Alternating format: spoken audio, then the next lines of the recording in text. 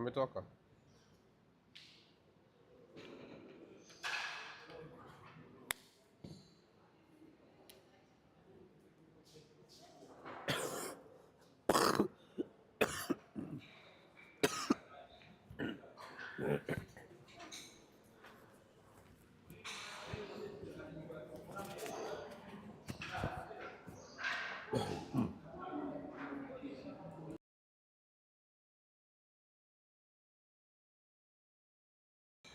Hello guys, we have the final round here of the Africa Schools Chess Championship.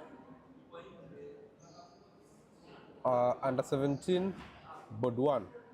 Under 17 Open Board 1, we have Suje.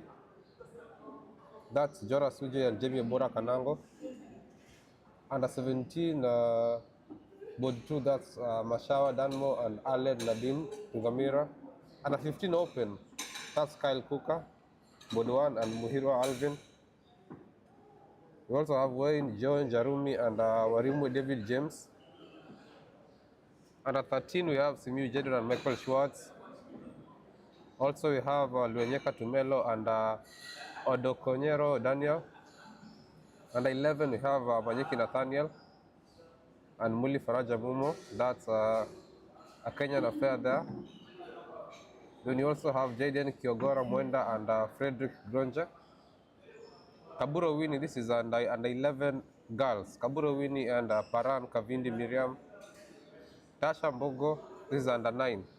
Under 9 girls. And Wamwenje Naomi. Agnes Mary and Angel Kagambi, that's under 17 girls. We also have Eric Mumbi Muturi and Mutol Cherry Jepchirchir. Under 15 girls, Bella Nashipae, Bwalia Margaret. And then we also have Asaba Juliet and Suhana Anil Yadav. Very interesting games going on here. Interesting. I think the most contested at this point is this under 15, Kyle Kuka and Muhiro Alvin. That seems to be the most contested one. And also under 17, under 15 girls. This is Nashipai Bella and Oboila Margaret. That is also very deeply contested. So we'll wait and see how those games go. Let's click some games and see how they are currently. So this is Kyle Kuka and Muhiro Alvin. Let's see how the game started.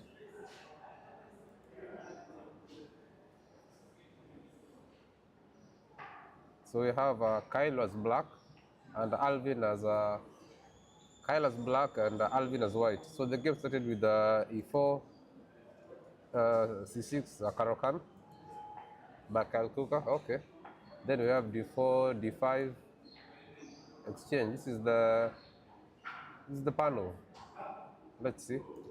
Take. Then knight to F3, knight to C6, bishop to D3, bishop to G4. So the main line here, C3. We have E6, bishop to F4, bishop to D6, bishop takes, queen takes, and then we have this knight B to D2. Knight to F6, castles by white, then castles, and then we have this rook to E1 idea. Just bringing the rook in the center. Carrying on with the development. Yeah, we have A6. Queen to B3, attacking the B2 pawn by Alvin. The pawn is pushed to B4. This possibly may allow a move like A4 later on. Alvin goes knight to E5 immediately, placing the knight on the outpost on E5, prompting a capture there. Let's see how the game out. So okay, the bishop moved back, and then possibly F4 is an idea here, just solidifying the piece there. I think this is where the game has reached, where we have a knight on E5, very strong knight on E5, and the knight cannot be taken because if you take the knight, the pawn will come with a fork on the queen and the other knight on F6. So now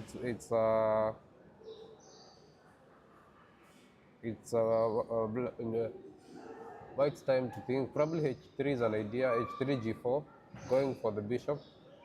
or bringing the other knight to f3 to bolster the knight on e5. So knight to f3, and then you take the knight on c6, and then you bring the other knight there. That's an idea you can play in this position.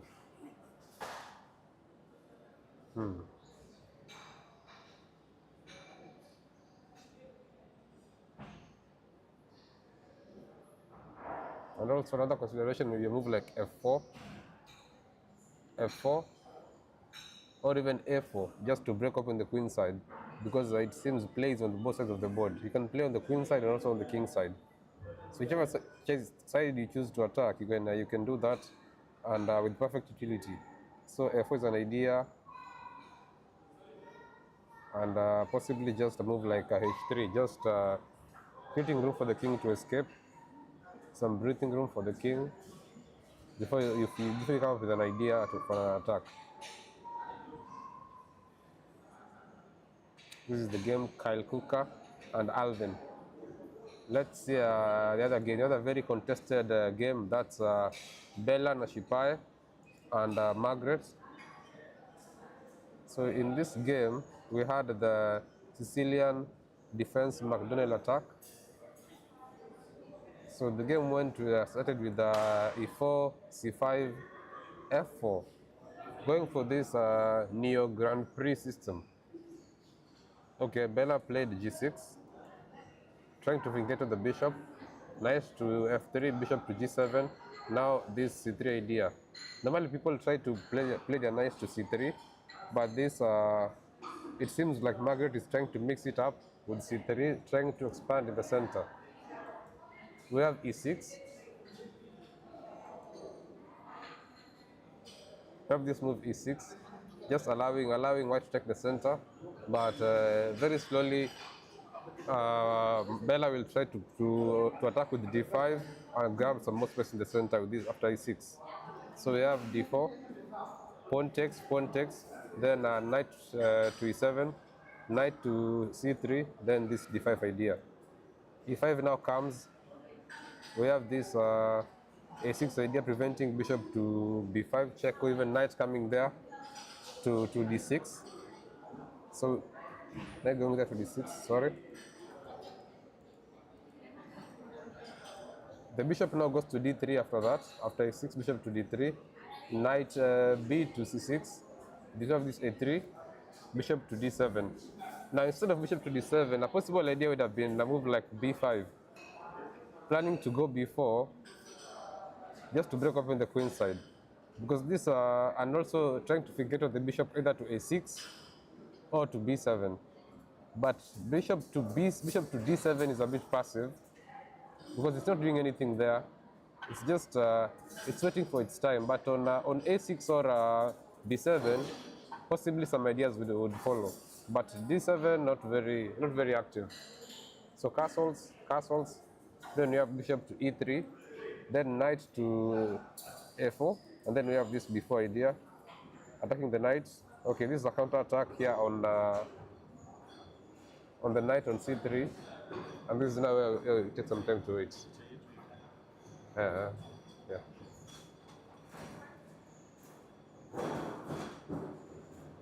Here now the game, in the beginning white had a slight advantage after that bishop to d7, but now here after b4 and with the counter attack with the rook to c8, now the position has come back to equality. So the idea is that if you take my knight on a5, I'll take your knight on c3. And with a very active rook there, possibly with moves like queen takes on a5, and also bringing the other rook to c8. So supporting the rook on c3 severally. But I think taking on a5 after c3 is a mistake, because you have the pin on d2. So just waiting with that and possibly playing a move like queen to b8 and bringing the other rook to c8 is an idea. Okay. So now the choice is up for Margaret, whatever she decides to play. Very interesting. Let's wait and let's give her some chances to see. Let's look at another game.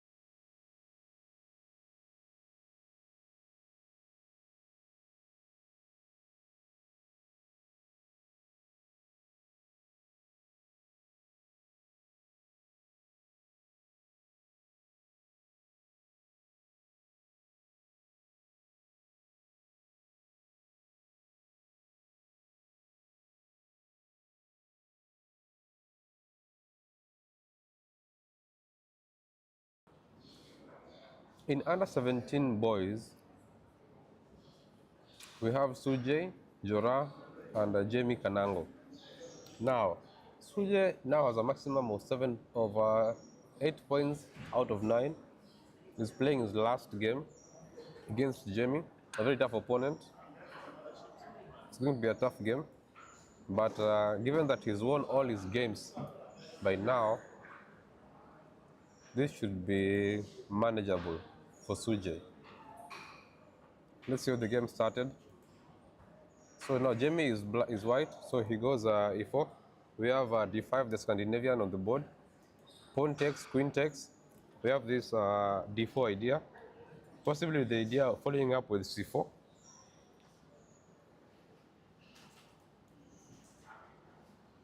Knight to d4, with the threat of winning the pawn on d4, so we have to guard it. So we have this bishop to e3, guarding the pawn. e5, attacking the pawn again. There, knight to c3, attacking the queen. Bishop to b4, and now black has a slight advantage in the position. So that move, queen to d2, further with the attempt of attacking the queen on d5, blocking the pin. And now here it's black. That's Sujay to play and find a winning idea. So bishop takes on c3. Possibly the best response is pawn takes on c3, so that now you bolster the pawn on b4. Guard it several times. And your next idea is to play knight to f3, bishop to e2, and then just castle with a strong center.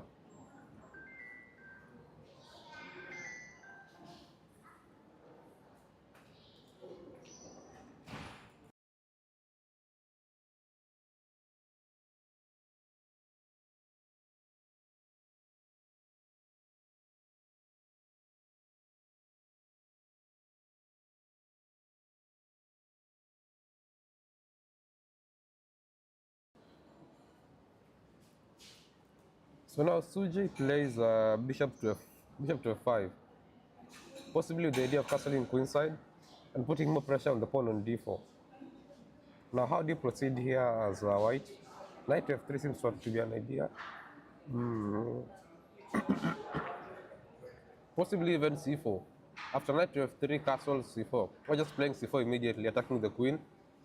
Queen cannot go to e6 because of the pin, but you cannot even go to, you can go to a5 trying to exchange queens. That's an idea, but definitely c4 is an idea. Playing c4, attacking the queen, and trying to force matters here. After c4, something like queen to d6 would be a move, but then now d5 comes, attacking the knight. And given that the queen is on d2, it's defended twice, so you can't castle and try to force an exchange of queens because you lose a piece. Wow. Okay. So c4, queen to d6, then d5. That's interesting. And after c4, if queen to e4, we have this f3 idea. f3, just trying to chase away the queen. The idea would be that after queen to e4, if you play bishop to d3, the queen will take on g2. So you have to play a move like f3 to guard the, but f3 does allow the queen to take on c2.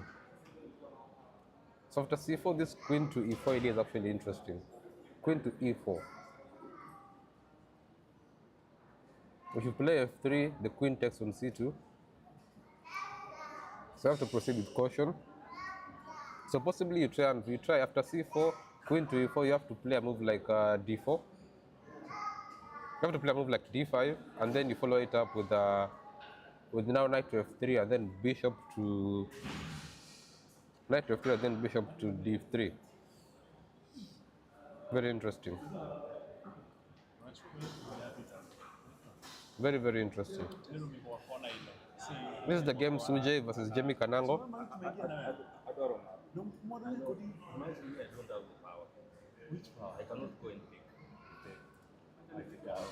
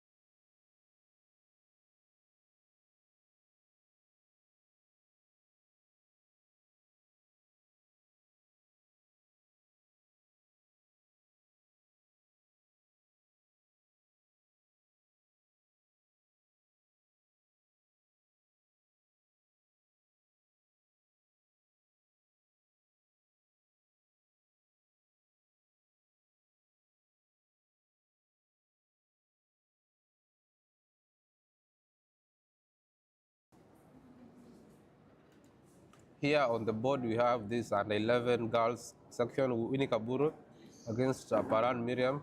How did the game start? Let me see. Let us see. This is Winnie is white, so she goes e4. We have e5, the symmetrical line. Then bishop to b5, going for the Ruy Lopez. Main line a6, bishop to h4, then knight to f6. We have castles. B5, bishop to b3, then bishop to e7. Okay. Main line theory. E3, d3, h6, preventing bishop to g5. We have bishop to d5, a deviation. Okay. Bishop to b7, just countering the bishop on that diagonal. We have bishop takes, and then we have this knight takes. Okay, so Winnie's plan was to go for the pawn on e5, attacking the knight with the idea of winning the pawn on e5. So takes, knight takes on e5, attacking the bishop.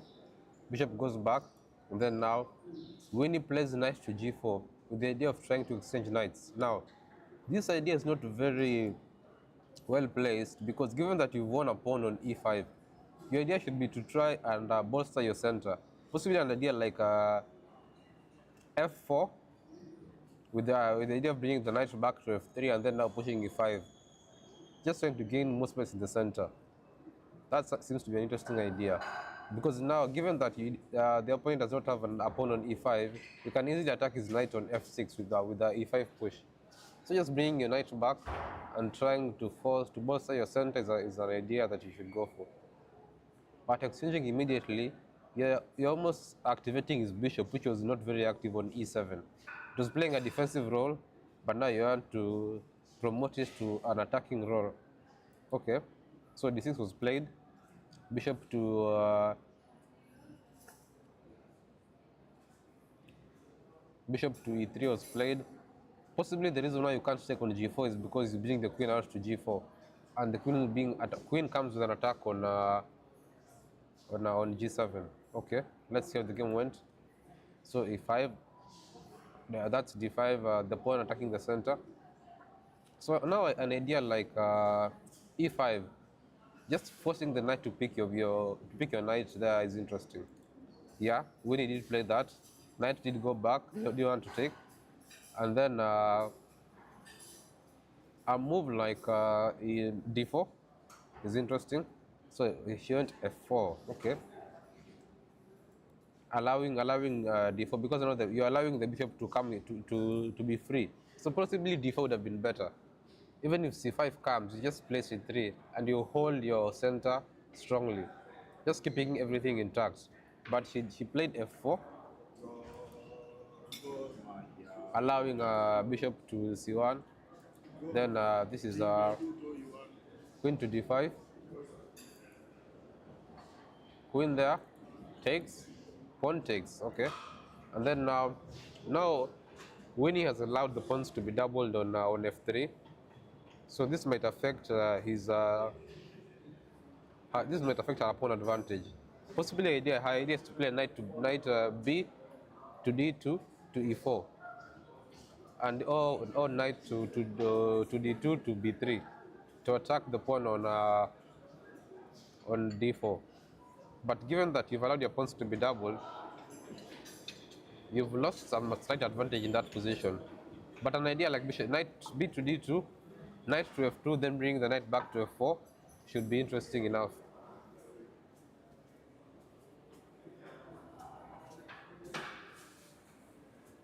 Should be an interesting idea.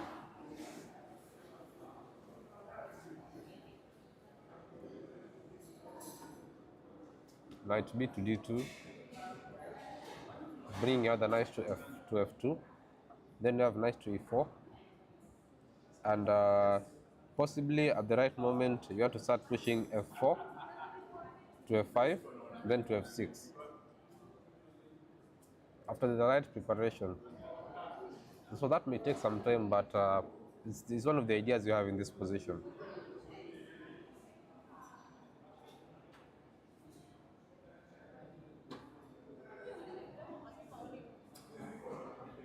Let's go for another game.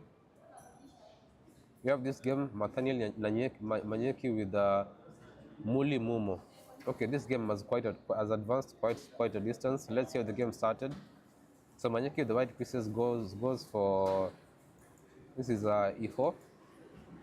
We have c5, another Sicilian, c3. Manyeki always plays the Alapin Sicilian, a very solid Sicilian, very hard to break actually. So it takes quite some skill to break the Alapin Sicilian, and a lot of maneuvering, a lot of technique to break it. But it's the position is still playable for black. So we have that expansion in the center with the d5, pawn takes, then you take with the queen. We have this d4 idea, pawn takes, and then now the idea usually don't want to take in the center immediately because you allow this knight after c3. What white has done, he has prevented his knight from coming to c3 by putting a pawn there. Now you, by capturing on d4, you're allowing the pawn to capture back on d4 and bring the other knight to c3. That makes white's development easier. That's one of the issues with that idea. The immediate capture on d4. So you normally want to delay that capture until white has played his knight to d2, so that now when you take, he has no option of placing the knight on c3 again. Now, let's see how they continued. Knight to f6, knight to c6. Just claiming that if you try to play knight to c3 and win your pawn, so we have this bishop to e3 before playing knight there. We have this e6, knight to c3 now, bishop pins, queen to d2 just unpinning, knight to f6. Then we have knight takes on d5 by Manyeki, bishop takes on d2, king takes on d2, then knight takes back. So just an exchange of pieces on d5. Now Manyeki continues with bishop to f4, knight to b6. We have this bishop to b3, just retreating the bishop, preparing this idea of possibly knight to f2, to c3, to push d5. So castles, knight to f3, okay, bishop to d7. We have this knight to e5 idea, knight to f4, knight to f5, just attacking the bishop on b3, knight takes. So this game has a lot of exchanges. No one is trying to hold on to their pieces. Everyone is just willing to trade and go into an endgame. Okay. I was expecting bishop to c2 to first guard your bishop before you try anything, but it seems Manyeki is fine with losing his bishops. So his bishop pair.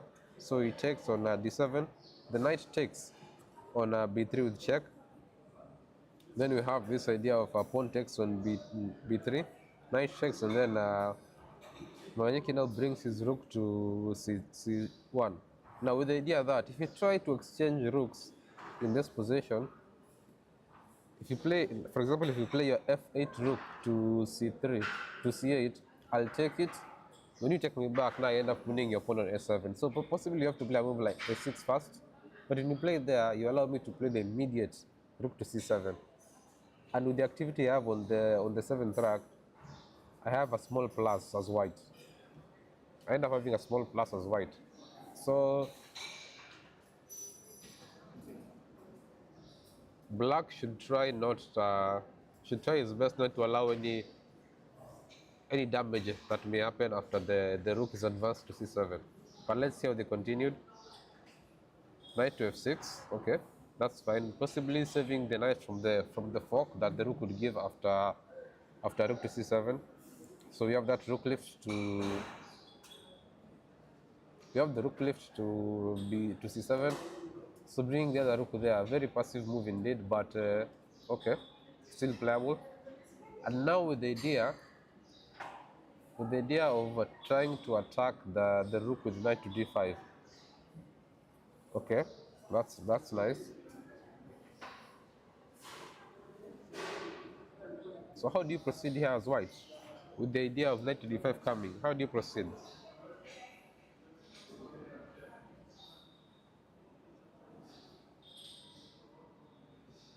Is it okay to play a move like rook to c4, then play the rook to f4 with the idea of pushing the pawn to b4, then b5?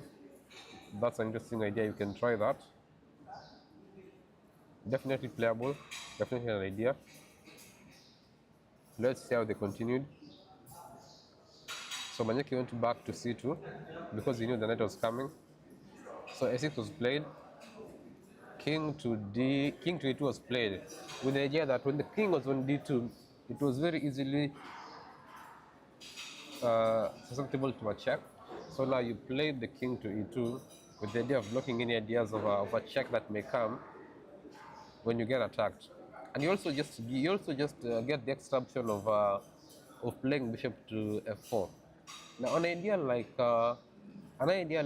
doubling up the rooks on the c file would be a good idea to prevent any potential trades of the rooks. Because in this position, given that you have activity, your plan is to keep your pieces as much on the board as much as possible if you want to retain your activity. Because if you exchange them, now your activity reduces. Which is the only advantage you have in this position, is that you have activity.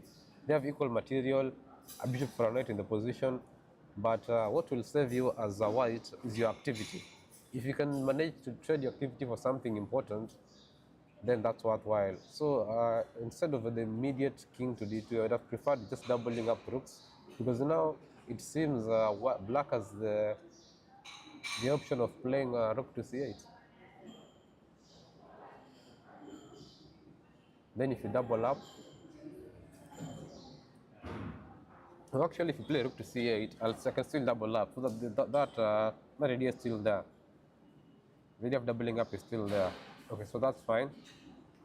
So if I was Manyeki, I would try a move like c3, bishop to f2, and possibly trying to bring the bishop all the way to g3, where it cannot be attacked easily, and it's giving some very strong ideas of controlling the c7 square. Yeah, so that's interesting, very, very interesting. And also you can be planning an idea like before b5 later on.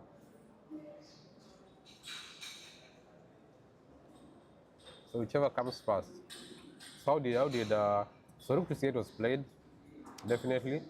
Manyeki didn't double, but instead played, possibly because he knew doubling would end up trading the rook. So he played rook to c4 with the idea that if you take, you undouble my pawns.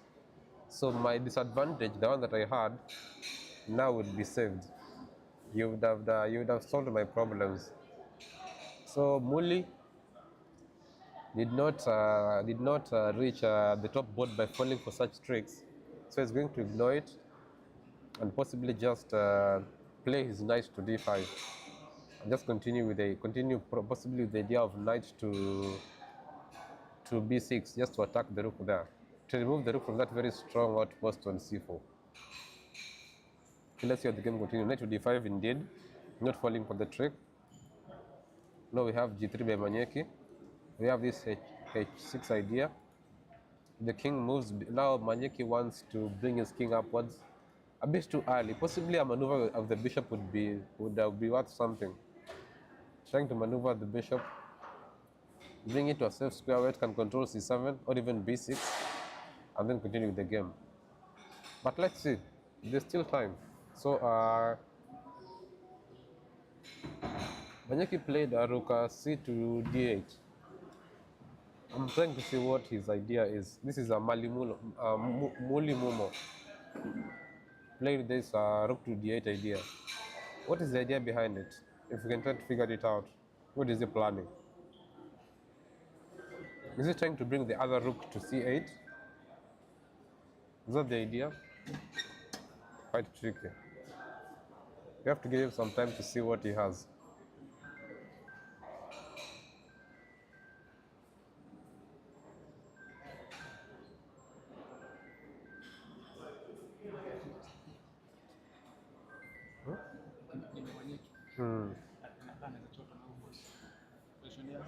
Let's see.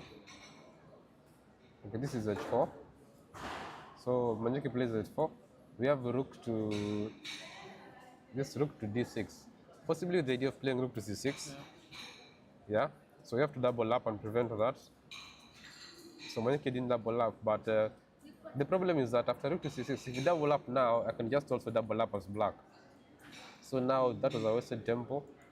So rook to 8 to d8. King now goes back. The bishop. And then now this is where the position is. Yeah, the knight can actually pick the bishop, but when you do that, the opponent takes, and then now white has a bit of a strong center, and also that allows also the rook infiltration with the rook to c7. Yeah, but the position is holdable in this position.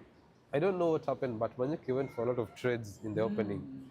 Yeah, and because he's the stronger player, he should be the one holding on to the pieces and just trying to confuse his opponent somehow in the opening or in the middle game. Trying to maneuver, but exchanging all the pieces, you're giving your opponent an easy way to equalize. That is usually the mistake. Unless those trades give you some kind of an advantage, don't go for the trades.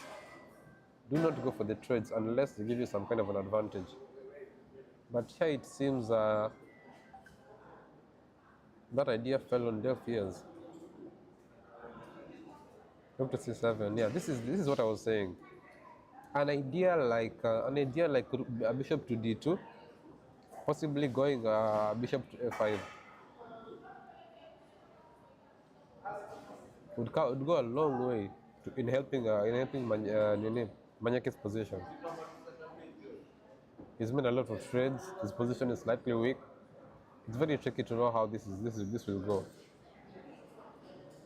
Very, very tricky.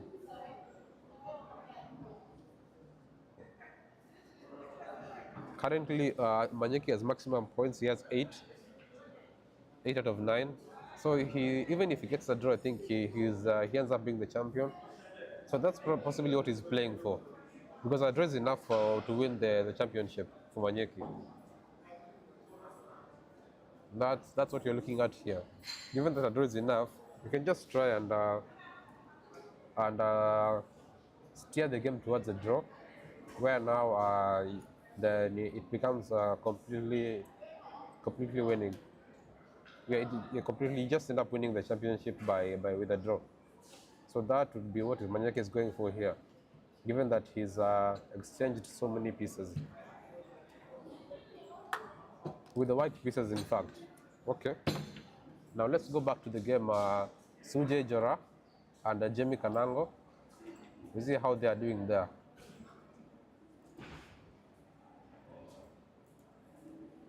So in this position, one of the moves I suggested was C4, but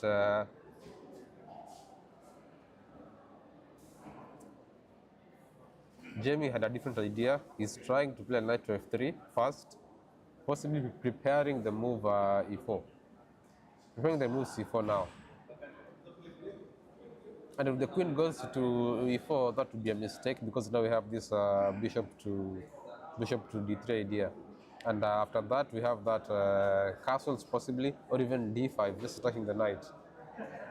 So that becomes very tricky. If if you castle, we have this C4. You play queen to E4. So D5 would be something you need to play after the C4 idea. So after C4, queen to D6, D5 is coming.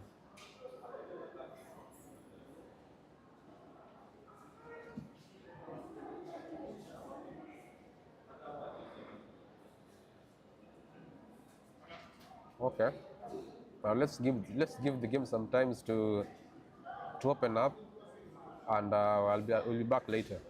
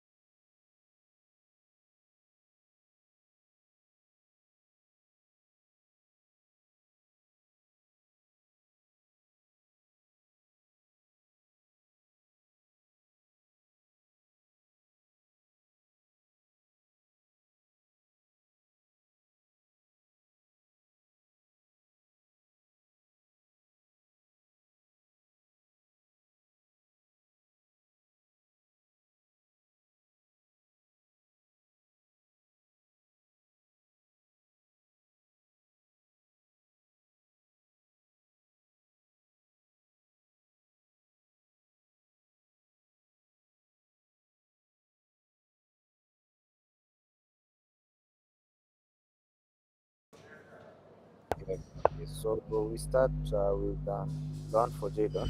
So new. So Daria E3 A6. So this is theory.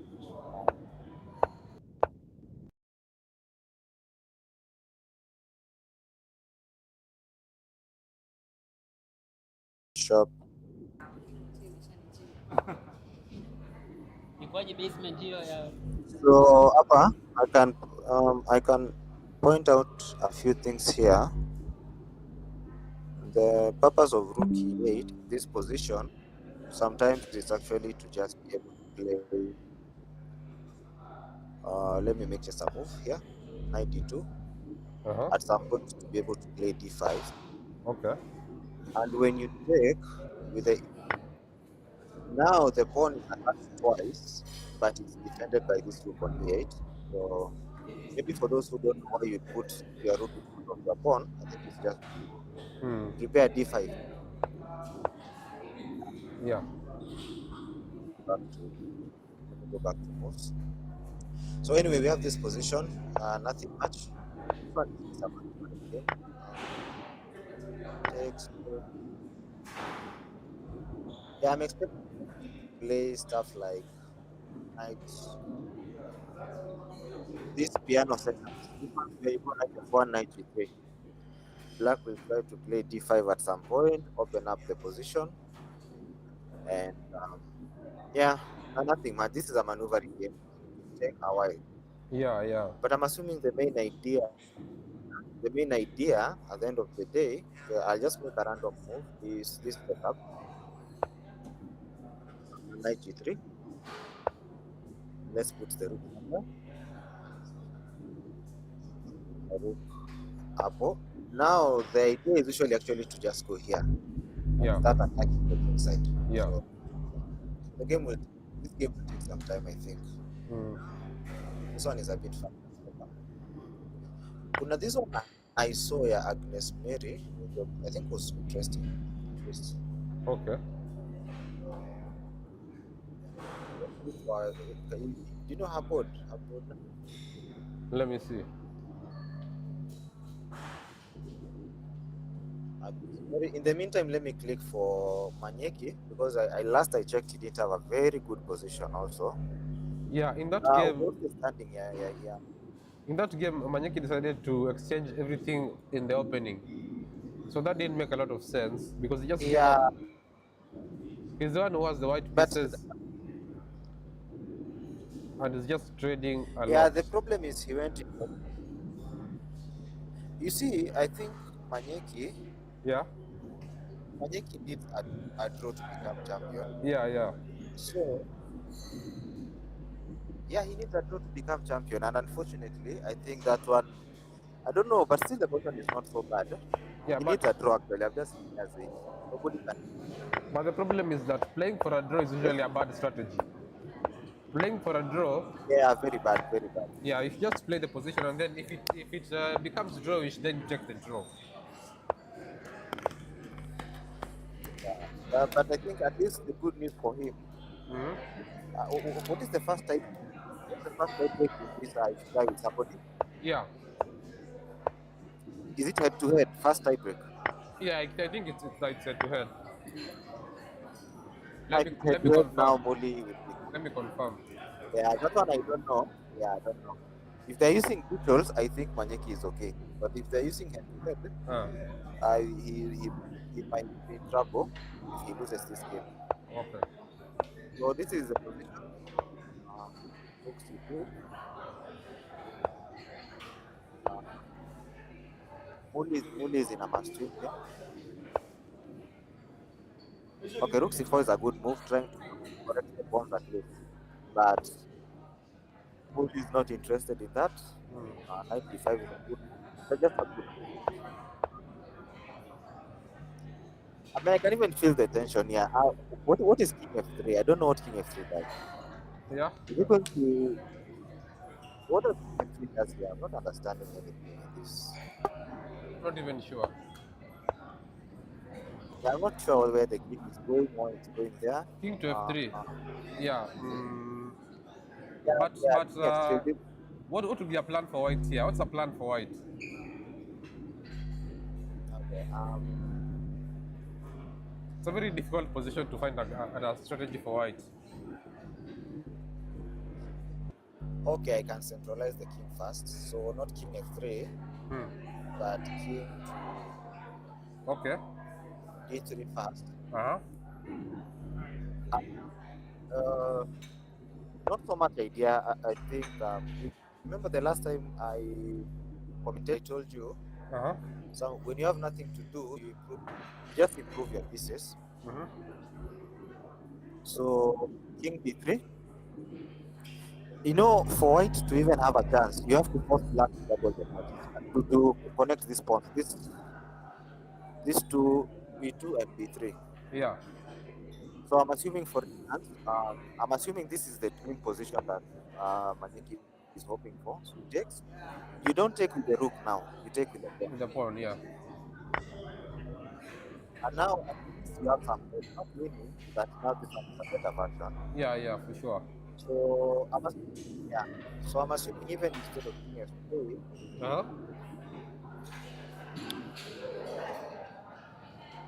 he doubles the pawns actually. He needs, oh yeah. Actually now, let's look at this one. Black is better, but how can black win also? Because I don't see a win for black also. I know black is better somehow. I really don't like switching on the engine, but let me just switch on for just 1 second You see. because I it's a bit slow. I think Perfect. It's not even, I don't know. It's yeah, taking some with a time. move like How does black win also? with a move like e5, black can try some discoveries. Oh, yes. I'm not sure In if this that's possible. position, Yeah. um, Pushing. I think that's what Muli is preparing because you can't play e5 here. Oh, Rook yeah. is hanging now. Yeah. So he has played rook e7 first. Yeah, but what's a good And now discovery? say Manyeki play. I'm thinking.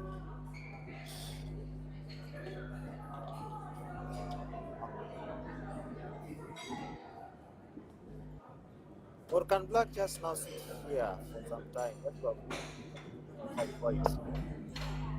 Okay. Because now e5 doesn't work. Yeah.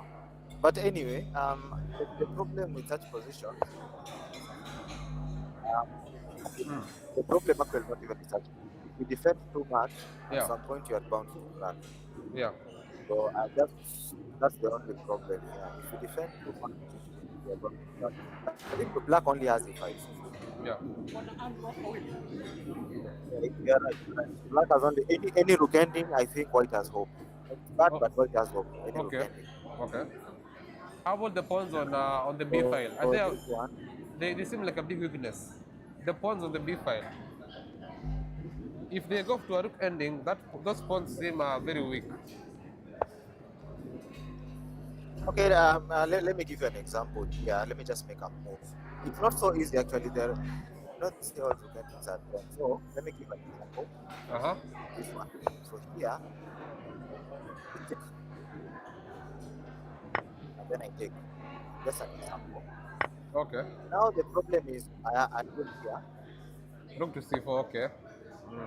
And yeah, and suddenly you don't even have time to play How five. about rook to B5? So here rook to b5, and I Yeah. simply get out with the discovery. Where do I Planning need my E5. king? Do I need my king? F4? Yeah, no, yeah, I can even go f4, but I simply I defend the. You lose the pawn you lose the pawn on H5. Oh, Yeah. but this one was just the move I made here was I wanted to show the queen side only. This one Okay. was just a random move. Maybe I could have played something like this. Yeah. That one was a random move. That one was not like when this is the position I wanted the queen side. It's not so easy to win. This one is the position. Then rook b5, intending e5. You can just like step here, and The pawns are weak, but there's no way to get to them. I mean, even if you try rook, Yeah. How about because I see the rook on a3 is also yes, very weak. The rook on a3 is very passive. So after king to e4, can you try f5? King to e5, e4, huh? king to e4, then No, no, f5. but no. Oh, then yeah, and then So rook e5, you try move like e4, f4, f5. I mean, yeah, yeah, first, then you have to take, then you take with the rook. or you take with the rook, okay. Yeah,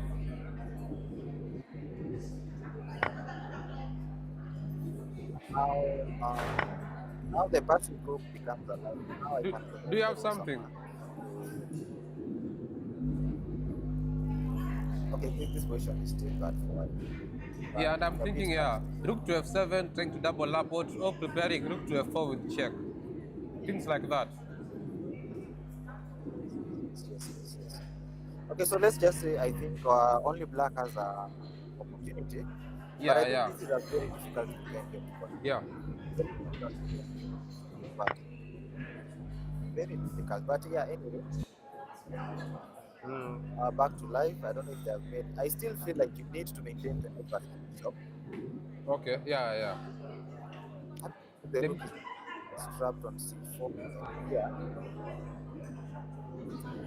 plan some moves like f5. because the bishop also limits the movement of the rooks. Even the knight actually. Yeah, the bishop limits the movements of the rook. Yeah. Even the knight cannot go somewhere to the future. F4 is not available. B4 is not available. Yeah, So I don't know why I feel like it was the black that was going to somewhere. Black was supposed to double on the c5, but this is black. It wasn't allowed. So I think maneuver is uh, a good technique here. This guy is setting here. Anyway, that's it for now. No, the attack how we get there. I'm looking for right. yeah. Just playing before. b4. I know you have to go rook c5. You have to go rook c5. You have to go rook c5. Yeah, yeah. Rook to c5. Or even a move like even rook a5 might Hmm. be interesting here. Yeah. Do you know the rook on the rook on e6 has becoming a bit The rook on. like not a bit on the rook on e5 b5. is Yeah. becoming a bit it's becoming passive because even rook a5 is a different move. That pawn is on rook a5. So Yeah, yeah. The pawns will be a even rook double. c5. And then now the problem is this is where the problem is. I mean, this kind of move. If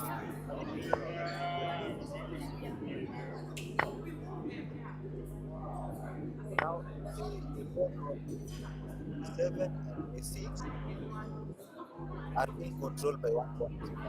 Yeah. So white can get one. Even the other move, even not even I feel like I'm not really like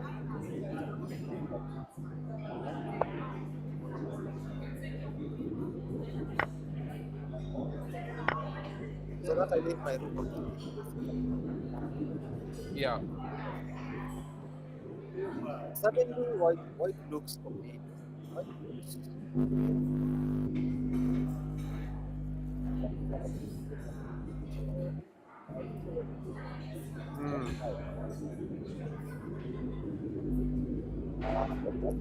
okay, let me just again.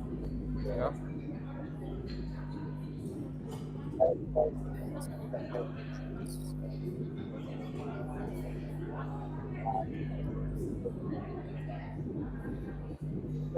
Must do that. Okay. Yeah. Kyle is in a must-win position. Yeah, otherwise we point might catch. Mm. That is also a must. Yeah. Usually most rounds are a must win. Let's just practice. Yeah. No, he loves Naruka. Yeah. So everything standard. You know the problem with the flanks, I know that they are not. I think most players like Naruka. If exchange variations, I don't like them at all. But apparently they are playable.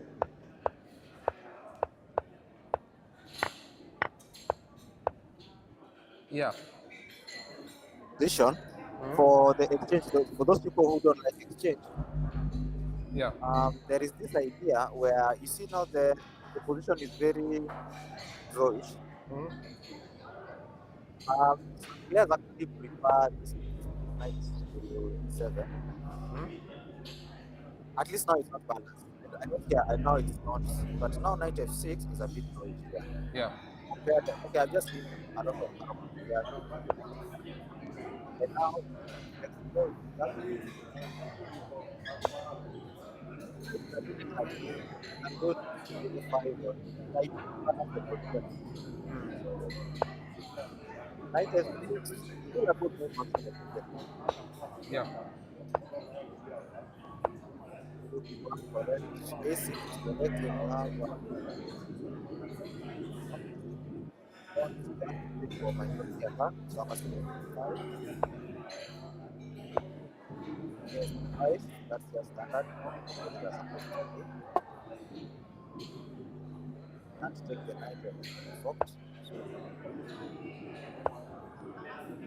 yeah,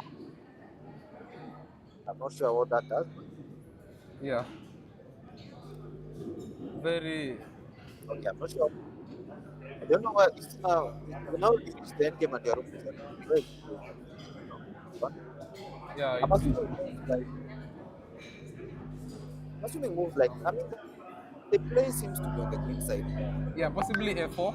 F4 and f4 could be an idea. But yeah, A4 actually I was thinking A4 after this move, yeah. Okay, I know what he's worried about, 95, yeah. After A4, Mm. was the only scary here is 5. And suddenly there is very slightly more of an outpost on C4 that Okay. I see. is not so fun to counter. But Mm. you can just ignore it. Yeah, Yeah. just it's good here. It's good. But maybe there is minority attack now. Ah. Okay. The rook is coming. And now the rook is coming to C8.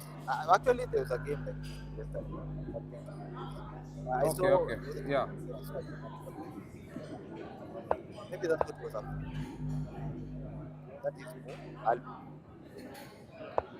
So anyway, you went to B3. Unfortunately, you still can't avoid nothing, right? Mm. Okay. So,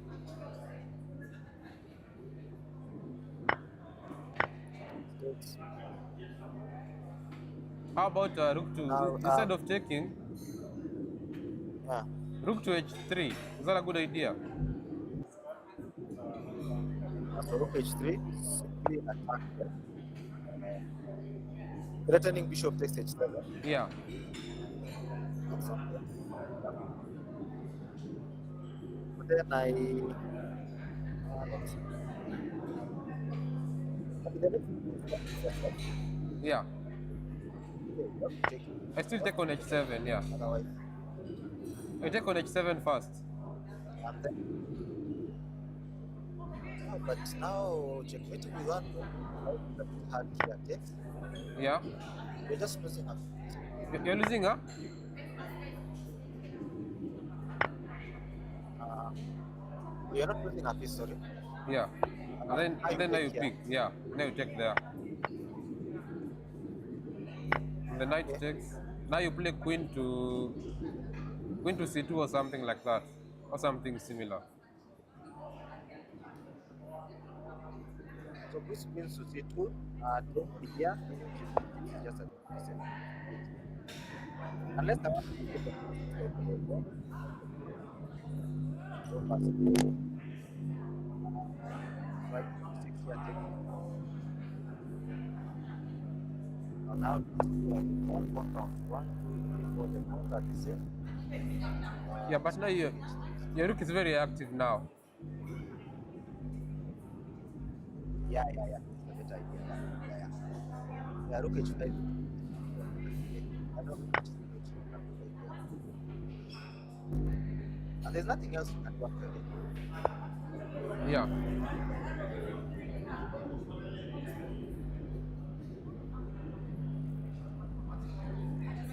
Bishop d6. That would have been a better idea. What did they do? Did the problem with that has happened is the only defender on the side is only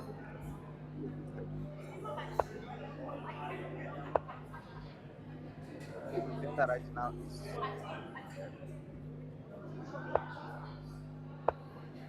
okay. At least he has got another defender. That's something. Yeah.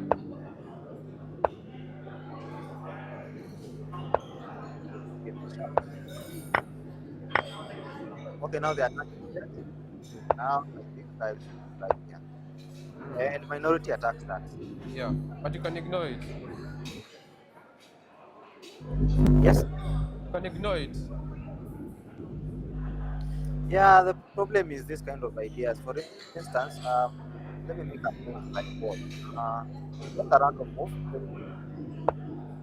The problem is now after take, Yeah. if you take with the pawn, Yeah. then any end game is just a plan. The rook on E1 is nothing. The knight on F1 has not even time to go. Yeah. The rook on E3, I'm not sure where it is. Yeah, it's just the back. After B4. Oh, this is the position. Yeah. Wow. Yeah, the problem is the just the black are very simple. B4, just take. Maybe did you have a chance to play before you lose a pawn? So Yeah. yeah, okay, yeah, this one is just the queen side is collapsed. Wow. Okay, at least he's looking to mid on h8. Uh-huh. I don't believe so much it can happen. And Kyle, as usual, very tactical. So now threatening to c1. Knight e2 is also it. Okay, what happens if you take? Actually, how do you take this one? Oh, you get doubled. Okay, Just okay, I double see. up. Yeah, I see. And if you look at it, there is this Yeah. so you kind of have to react, and your rook is hanging, so you have to react. Yeah. So I think you went rook e3. Yeah. Unfortunately, e3 also falls for rook 6. So, wow, it does not work.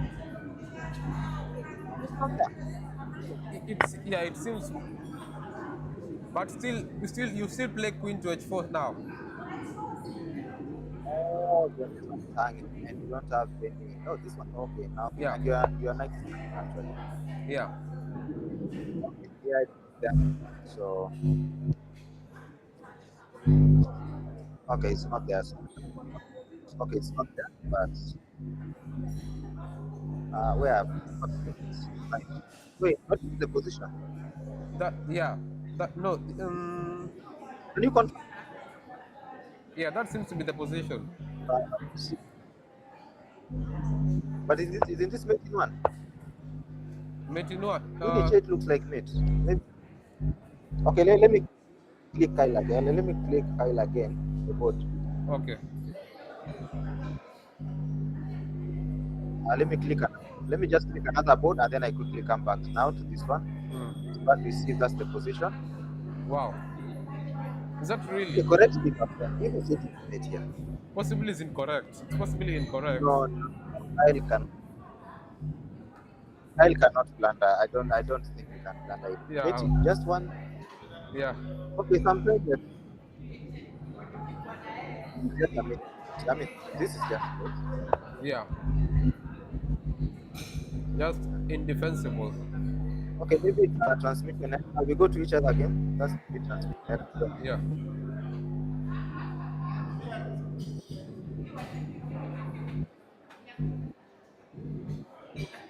So which should we check? Okay, we can just go slowly down. Simu. I really wanted to look for Agnes when she played. She's a very good player. For Agnes. Simu, check. Check. Yeah, white went knight f1, which is the only plan that they have. So trying to scroll down. Let me see which board. I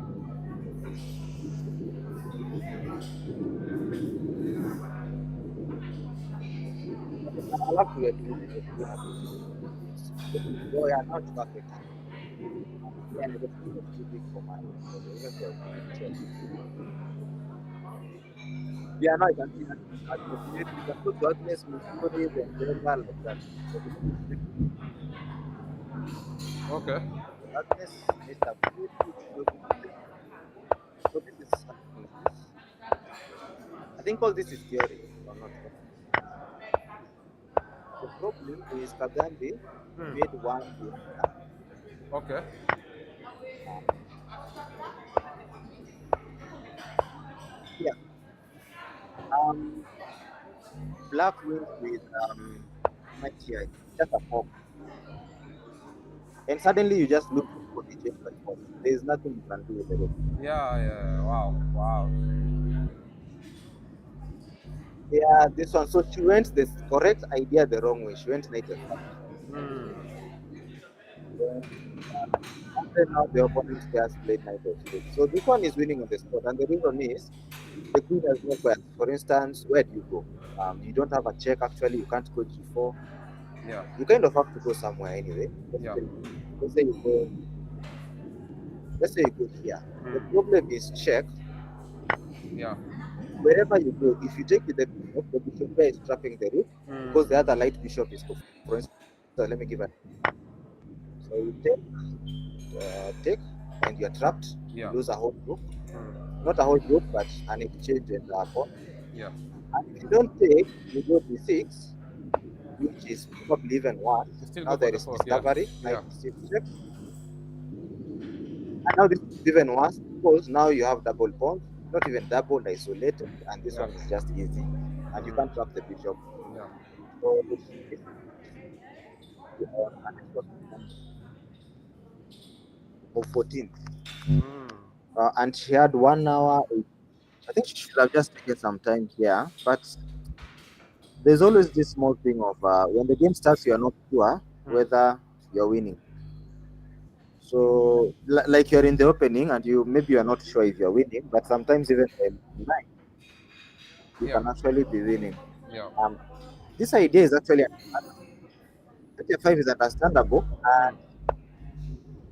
I'll make a random move here. I show you why maybe she thought okay. Now you might have this basic tactic. You like big puzzle, right? Yeah. Now there is this pin tactic that maybe intuitively it's usually there. So but the knight right. Yeah. So maybe intuitively because I'm sure there are a lot of puzzles, she felt the knight is better on f5. That knight h4 is just a very Yeah. coaches tell you don't do just. Very, very straightforward. But it was a very straightforward tactic that. So now she went this, she went knight f5. Now all the tactics have ended. Oh, you Yeah. see, she played. Oh no, back to live board. Okay. Yeah, I think she was going for the knight d6 idea. Yeah, she was going for this idea. Pretty sure she felt knight d6 is winning, but now the queen just goes to c7. Yeah. Yeah, sure. I think she was going for this knight d6 idea. Anyway, at least worst comes to worst, she's still better. or maybe not worse. Um, for black is a bit cramped, not losing though. Looks like a Karokan Scandinavian setup. I don't know. So that's the current position. I think black wants to open up with g5, get some counterplay. White has. Oh, white is still fine. White is fine, yeah. Is that live or is that the analysis?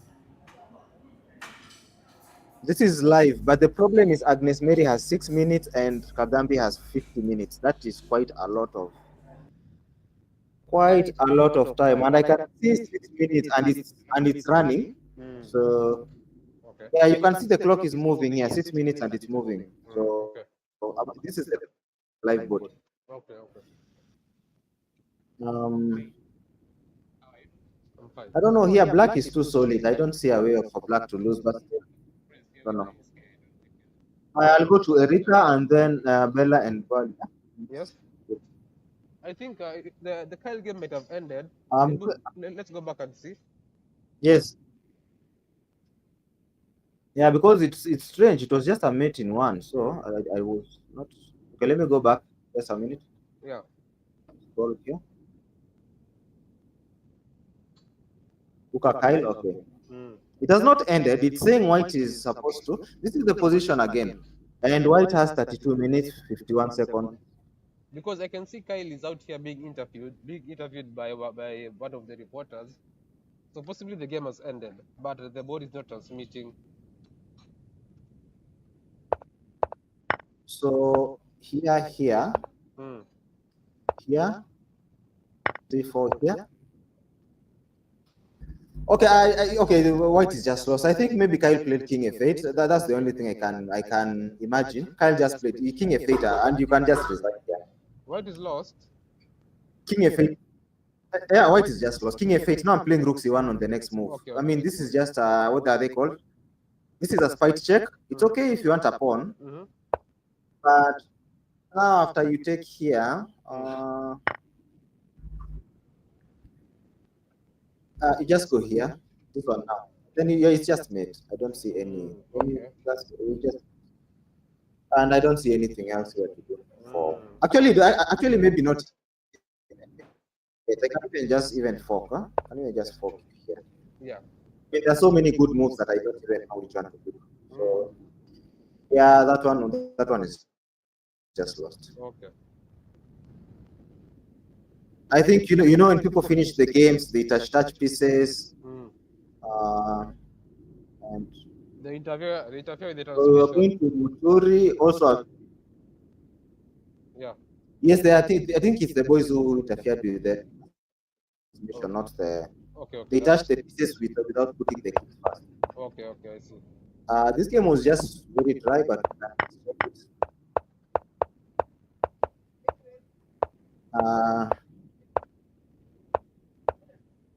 so every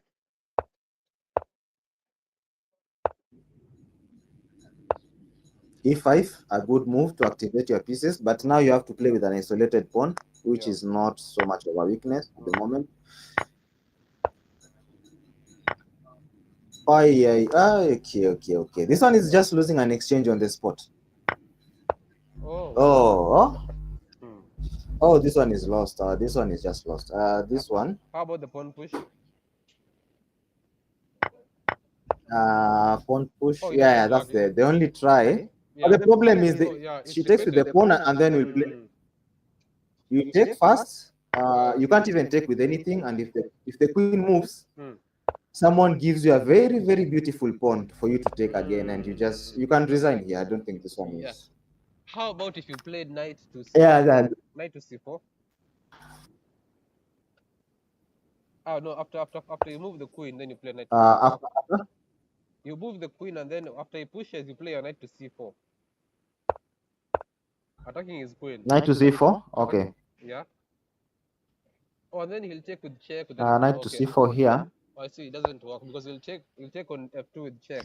And then after check, and then you have actually now you have to take everything. Everything is forced. Yeah. B2 is weak. Yeah. Everything that bishop pair. By the way, actually, I've noticed when we see two bishop pair, they look like this. It's the only problem I can't put any arrow. Not like this. Like they are facing in one direction. Like the bishop on a5 is facing b1. The bishop on g7 is facing b2. Yeah, it's usually just a bad sign. It's a very bad sign in the game. Yeah. Very bad sign. Especially in an open board. It's a very bad sign. And it's an open board. Yes. Wow. Okay, we can look at Bella's game. This one looks rough, actually. Let's see. Yeah, let's see how far this is gone. This is a Sicilian dragon. Already, I think black here is a bit cramped. So, bishop d7. Okay, I think white is better, but the problem is better, but what do? The knight on c3 is going really nowhere. The knight on f3 is going nowhere. Also, black pieces are cramped, but there's nothing much you can do. So, sometimes I don't believe in evaluation of engine in such positions because b4, I think b4 is rushed here a bit. b4 is a bit rushed. Yeah. I think she was supposed to reserve the right to even play b3, and then black will be cramped more. Yeah. So b4, you are clarifying the position. Yeah. Intermediate move here, rook c8. That's a good intermediate move, actually. Yeah. Knight e2, knight c4, bishop takes. No, the position is opening up. Okay, black has an outpost here. The position is now opening up. Yes, black was cramped. Yes, now the pieces can move a bit. So bishop, I'm assuming bishop c6 here should be good. Yeah. Okay, b5. I didn't really look at this position properly. Okay, now the problem is here, any endgame for white is not so good. But white won't allow the endgame, and I'm assuming that's what happened. So knight g5. I'm thinking because of the knight, white is okay in the end. Yes. The knights are very well placed for white, so his endgame would be a bit okay. Yeah, the only problem now, the pass pawn, every calculation you make, the pass pawn will have to be at the back of your mind here. Yeah. So but still everyone is okay here. I don't think I will trust engine too much. Now this is where I think chess becomes hard. Let me make some random moves here. Assume white doesn't go knight e4 now. I was thinking this is a strong move, this exchange sacrifice here. Oh, okay. Because these are the kind of sacrifices that are there in the dragon, usually. I'm not sure if I'm correct, but sometimes they actually work very well for this kind of structures. Yeah. But anyway, let's see what happened. So I think white is playing correctly. Here you have to attack a bit. So knight g4. Queen, what's queen b8 doing? I'm not. Oh, queen b8, maybe queen a7. Okay. Yeah. Queen b8 is going to a7. Rook d8. Okay. Adding an attacker on. Oh, but this one looks a bit scary for black now. Yeah. Looks a bit scary. The attack is coming. The attack is coming. Queen b6. What? Okay. Is this? This is. Okay, I'm not understanding what's happening here. Why sacrifice? Is there any tactic here that I've missed? I'm not even seeing. Probably winning 2 pawns for a knight. No. Knight takes a4, then queen takes d4. Oh, the rook on a1 is hanging. Deflection. Okay. Oh, deflection. I had not seen that one. What? Oh my goodness. Hey, this position is tough, huh? Yeah. Oh, let me show the tactic. If they're taken, eh? So if it takes here, you lose to queen takes d4. Yeah, we'll check. And wherever you go, if you play bishop a3, Yeah, this one will have been lost quite quickly, but I think White found the correct line, so we are back in a very sharp line now. Yeah. So bishop take, Mm. bishop g7, Mm. bishop e3. So let's evaluate this position. What's happening here? Okay, at least one thing that black should understand is that Uh-huh. white is simply threatening. Let me make a random move here.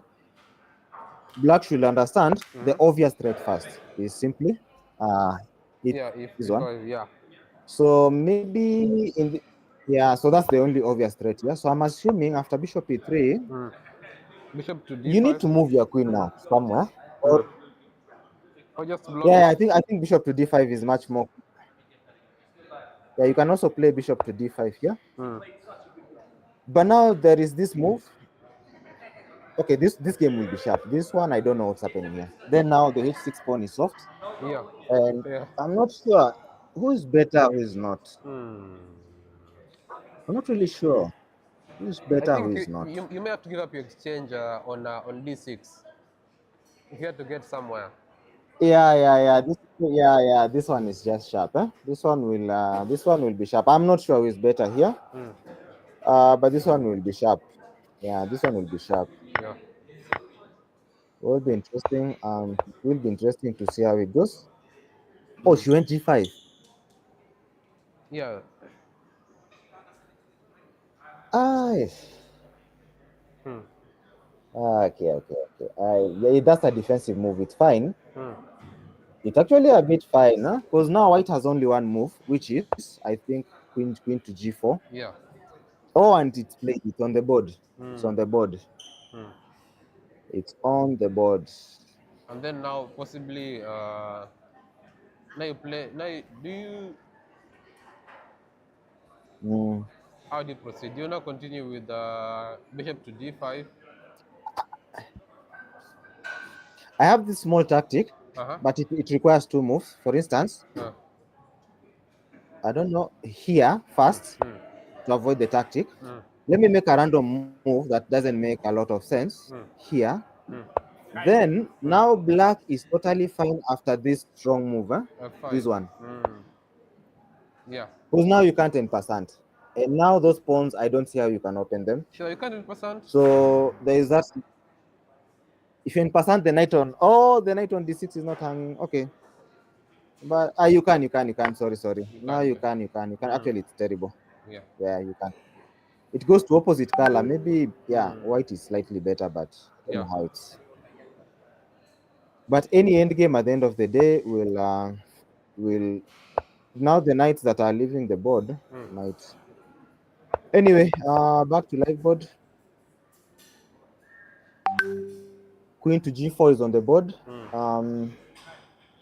I don't know what to make of this, but I really feel like bishop d5 is the only move in the position. Okay. Bishop d5, and then the idea is to play queen c6. Mm. So yeah, bishop d5 maybe, Mm. and then white needs a move, right? You still don't have any pawn breaks. The Yeah. best you have is to play bishop takes g5, and you better be sure it's a draw. Otherwise, you have just lost a piece. So I'm Mm. assuming rook f1 is the most natural move, Mm. and then queen c6. I'm assuming this should be. Can I you? don't know why this sacrifice is still screaming the one that you just said. This one. Yeah. I'm Yeah. also liking this move a lot for some strange reason. Takes. It's too powerful. The next day is too powerful. It simply neutralizes the attack. Yeah. The knight is too powerful there. It's really not really a good piece that you can keep. I mean, this position after f5. Now you see f5 is quite strong in this position. Yeah. Yeah. Now it makes sense. I mean, f5 now should be a very decent move. I mean, there is no way. Like now here, I mean, you're down an exchange, but I feel like it's white who is on the defensive after a move like Oh, f5. that's. Yeah. So yeah, Yeah. queen h4 doesn't threaten anything that is. So so anyway, back to live board. I think so Bella is still thinking. I think bishop d5 is the only move in my opinion. Yeah. I still don't see a mate because white doesn't have any pawn breaks for now. Like h4, if the rook was on say f3 or g3, Yeah, yeah. h4 now is a bit annoying Yeah. to encounter. But how about But I think how black has about a few. Yes, she after found bishop b5. okay, Yeah. how about now rook to h5?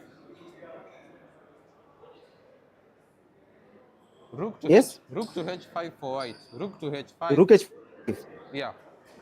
Is there anything with that move? Preparing h4 now. Yeah. Okay, rook h5. I was thinking of bishop takes here. Okay, the position is just sharp. Oh no, no, no. Rook takes. I think that is mate. No, no, no. That one doesn't work. No, no. This one looks mate-ish, but now the rook is defending the bishop. Yeah, So but if you you can take, ignore. the pawn cannot take because it's a check. You can But just ignore that. Yeah, and then play. you can ignore. That's the problem, huh? Yeah, yeah. Yeah, yeah, yeah. So anyway, bishop d5 has been played. I think here it's safe to say there won't be any draw. For sure. Safe to say there won't be any draw here. No, this one cannot be a draw. This is too violent. It cannot be a draw. Someone has to win, someone has to lose. And of course, rook f1 has been played. All of them are natural moves. So yeah, all of them are natural basically. We just said rook f1. So Asaba Juliet, I think, has won the.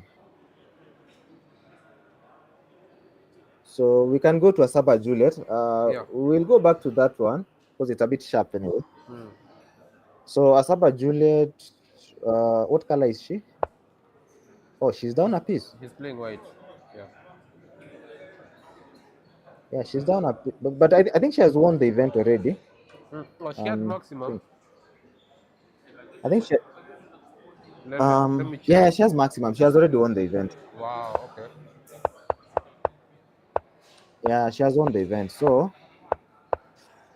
the score here is very it's not relevant.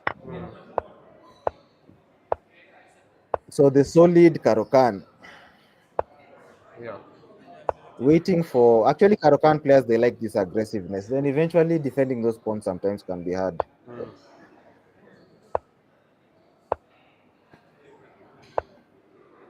Oh no, okay, but I get the move. I mean, black is in a must-win position. Black is in a must-win. Maybe that's why. I think that's a deflection tactic where now the pawn on d4 is hanging, and the rook on a1 will be hanging also. But Actually, maybe it's just it's losing. wow. Okay. How about a move I mean, like the queen has not. a move like queen to h3? Actually, you need to play something like queen h3, and then after bishop takes d4, but you're losing all the pawns on. You're losing 3 pawns. No, 3, 2. And I think it's for the just piece. lost. Like, say, for instance. Queen to h3. If the No, bishop. for instance, so queen h3, bishop takes the first. You have to play bishop takes g6. So just to defend your piece first. Black plays pawn takes g6, and I'm not seeing how you're defending the e5 pawn. So you're losing. Queen takes e6. Yeah, wow. you have that. Oh, I've not seen queen takes e6. Yeah, that's the idea. Oh, so queen h3. So maybe so bishop takes d4 is a blunder then, huh? No. Okay, what if you just go with intermediate? Yeah, bishop takes. We still take on e6. Bishop takes e3. I'm trying to go for the. We still take on e6 with the queen. Yeah, this. Because of the queen. Actually, it could be a mate. Yeah, let me. Yeah, I'm trying to show this tactic. Yeah, I've seen it. I'm just trying to show it. Okay. The guys who are watching. It's an interesting tactic. It's an interesting tactic. It's even a mate, not even an interesting tactic. It's a very interesting mate. Yeah. And then queen takes e6. And you have to go here. And it's a mate. The game doesn't. It's a mate. Yeah. Anyway, let's look at how the game went. Because we have not checked how the game went. Because she lost a piece anyway. Somehow. So it went the same way. Maybe white didn't see the continuation.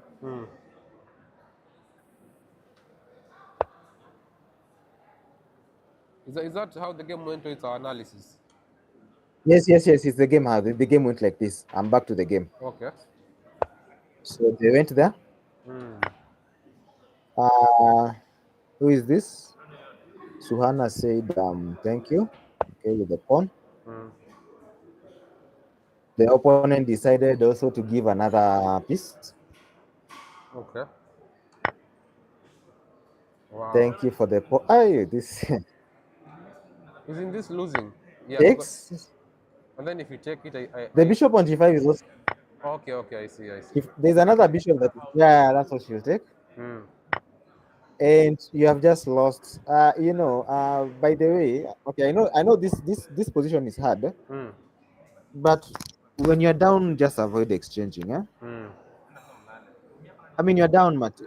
Or she was afraid of knight f4 or what? Okay, knight f4 looks a bit annoying, but I don't see. Okay, knight f4 might even take you to a forced endgame. Yeah. Okay, maybe she was afraid of this move. I'll make just a random move here for her. Mm. This move takes you. Okay, you're down all the pawns, Mm. and you don't have a move for the queen, so you have to go g3. Mm. And unfortunately, when you are down pawns, endgame is not your. Yeah, it's not your priority at the moment. So anyway, don't like. Okay, okay. Anyway, the position went like this. Where were we? Mm.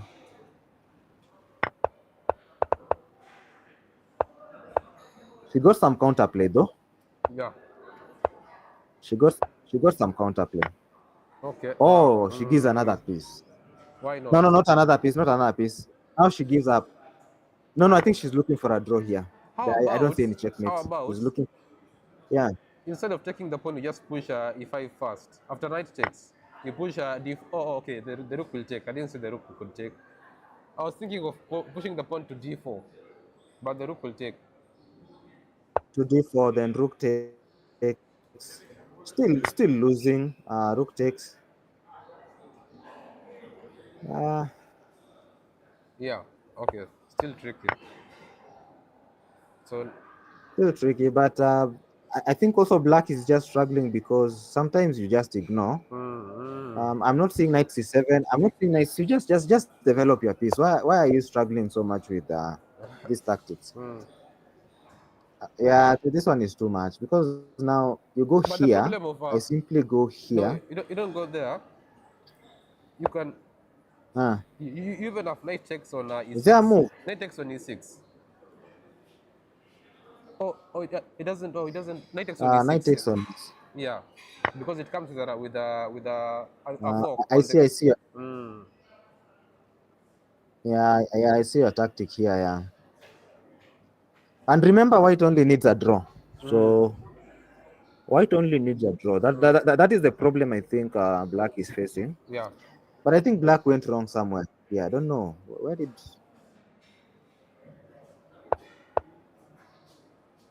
Okay, if I was playing, let me say, if I was playing black here, I would have gone for this quiet move. I don't like. For me, my style of chess is not like this. This is too aggressive. I just go here.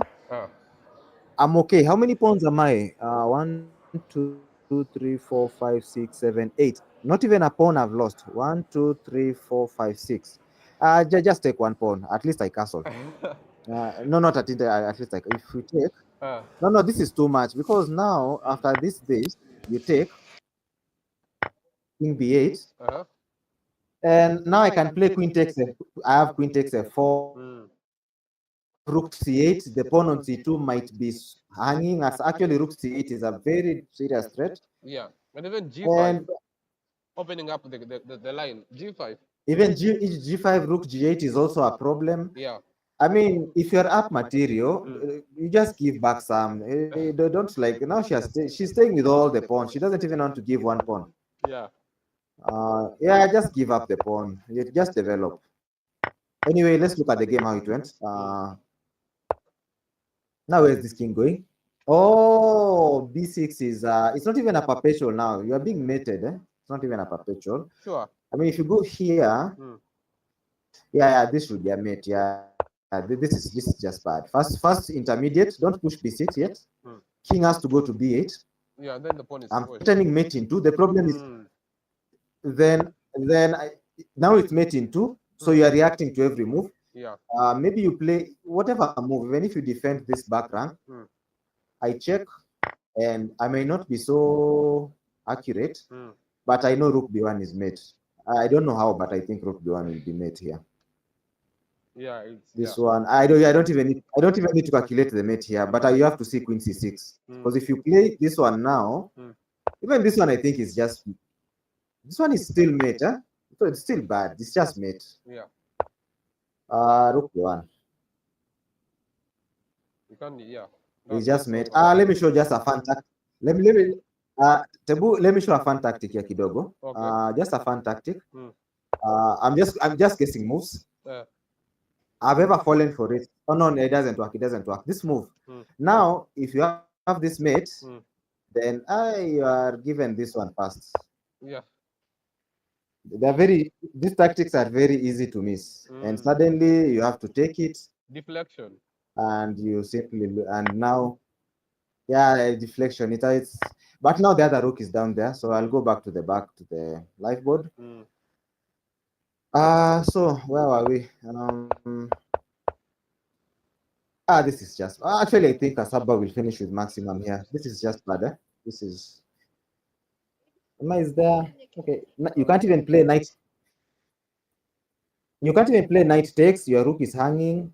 Queen takes. The other. Okay. How bad is this? We can just check. How bad is this? Queen takes and rook takes. You have to check with the rook. Yeah. Wait. Black might win this. Huh? Yeah. Black seems okay. No? If black is good in the end game, I think okay, but you still don't have time. What is that? Now the rook is doing what on h7? You need 1, 2, 3 moves. You need but it's still okay. Well, I think you need to play here first. Oh yeah, definitely. Otherwise, I think you need to play there, and then you need to give the b pawn. So this is the idea that black needs to say here. Yeah. You have to play here. You have to give material here. The long journey of recovering here, and I think black is fine here. Then now you go here. Yeah. This should be the end game that blacks will be hoping for, and then now this one, and then you simply activate your king. Yeah. And I even like black here. I even like black after f6, e5. You get 2 passed pawns. Yeah. So yeah. So, but anyway, she has to see the end game. Wow, is that the end game that has happened? Yeah, it has happened. It has happened. Yeah. Okay. Wow. Yeah. No. My board is not yet. Yes. They have gone to this end game. Yeah. So that's actually good to see. That's actually good to see that black was able to understand. Okay, I'm not liking king d7, and this is the problem with rook endings. Yeah. You might fall for some skewer on b7. For instance, let me give you an example. Now, let me demonstrate now a small mistake with king d7. Oh, no skewer for you. Okay, I'm wrong. I was wrong there. Rook a6. Yeah. Okay, I was wrong. I was actually wrong here. How about the drawing maneuver of rook to a6, rook to e6? Yeah. For instance, here, I've seen here. Then you just go back. Here. Oh, you have. I don't know, for some weird reason. You have G6 now. You have G6. But how is the rook getting out? Okay, maybe it's not supposed to get out quickly, but how is the rook getting out? Because anytime it gets out, you are checked. After play G6, now your attack is rook now, and then now you can try and move out. So the problem is after G6. Okay, we bring our king. I think chess, you just bring your king. It's the end game. Yeah. Now, if you attack the rook, the problem is the rook is paralyzed, because now I just go rook a6 again. Yeah. Okay, basically this position you have to be sure, is this a bad position? I think that's what the only option now black has is going to this end game. This one. And that's tough. Just count your losses. Just count your losses and evaluate if this position is okay for you. This one. I am not like this one. But then the d4 pawn, I don't think it's very close to queening. Yeah. Yeah, this one will be tough. I think this one will be a bit tough. Oh, they went into that line. Wow. Okay. Am I the one not saying the, oh yeah, yeah. No. Here. Okay. Let me look for the. Is there even? I'm not saying the engine. Oh, I've seen the engine. My instinct is, my instinct here. This position here. Here, I think this should be the move first. Okay. Uh, but anyway, let me now just consult the engine because I'm not sure now. Um, wow, we are all wrong. Rook H8 is winning. It's just controlling on the other side. Yeah.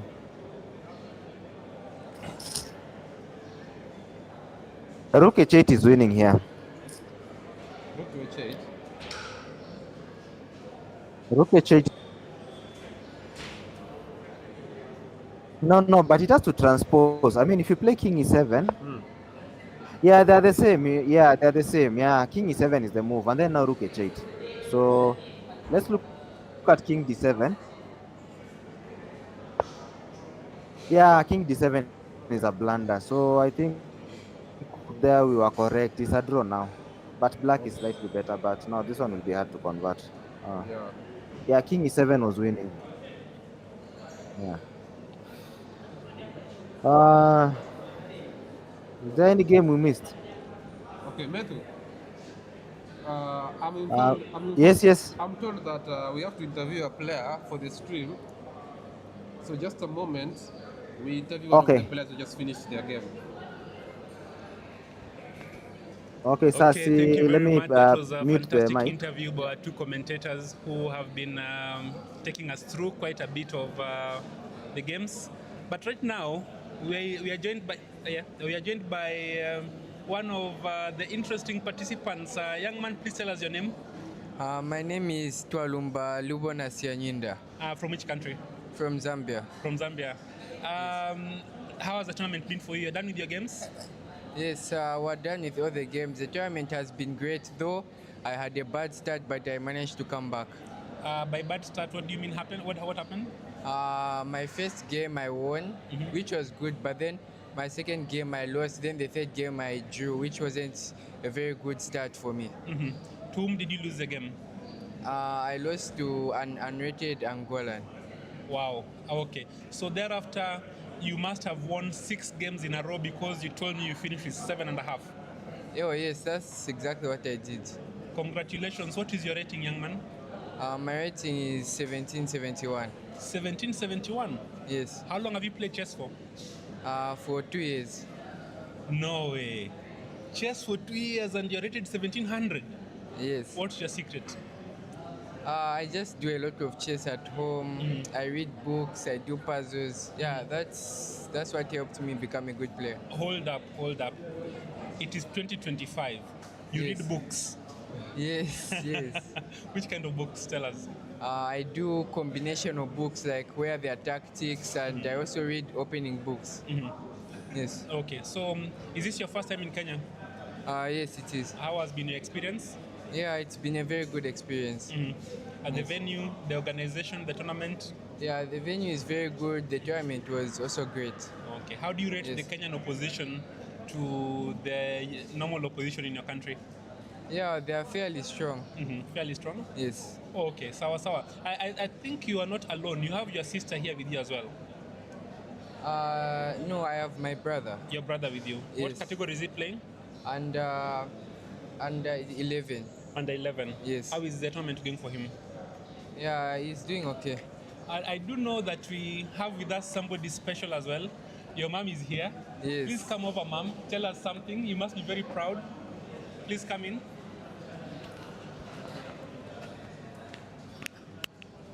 Yeah, so this is one of the top players in the under 13 category, very competitive. He has just scored 7.5 out of 9, which is an amazing score. He has played chess for only 2 years and has a rating of 1770, which is unbelievable. This is the Africa Schools Individual Chess Championship 2025. Getting a score of 7.5 is top performance. Mom, you must be proud of your children. Yes, I'm very proud of them. How did they Thank you. get into chess?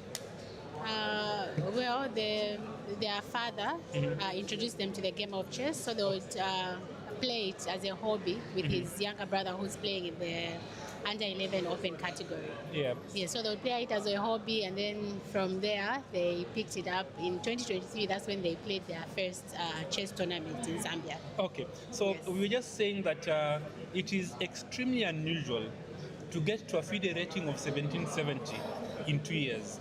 That has to take some serious talent. Yes. How much time do they spend on chess, and how do they balance that with school? I think you mean like on a daily Yeah, how do basis, they or daily like how basis? many hours in a Yeah, how day? many hours about? Mostly it's after school hours because they spend most of their time in school and then they have to study before they get into chess. Okay. So roughly maybe an hour to two on chess on a school day. Yes. Okay, so the final But they- question yeah. relates to your experience in Kenya. I think you mentioned this is your second time in Kenya? Or your No, first it's time? the first First time. time. How is it? I know it's been great.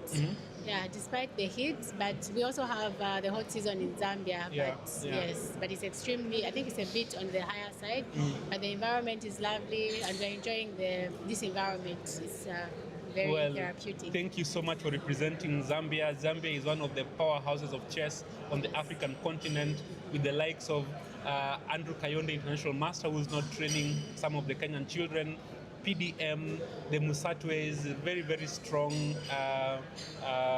country in chess, and because of your country, a lot of improvement has been seen in the continent. Asanteni sana, thank you for making the effort and for sacrificing as a parent, bringing your child all the way to this event.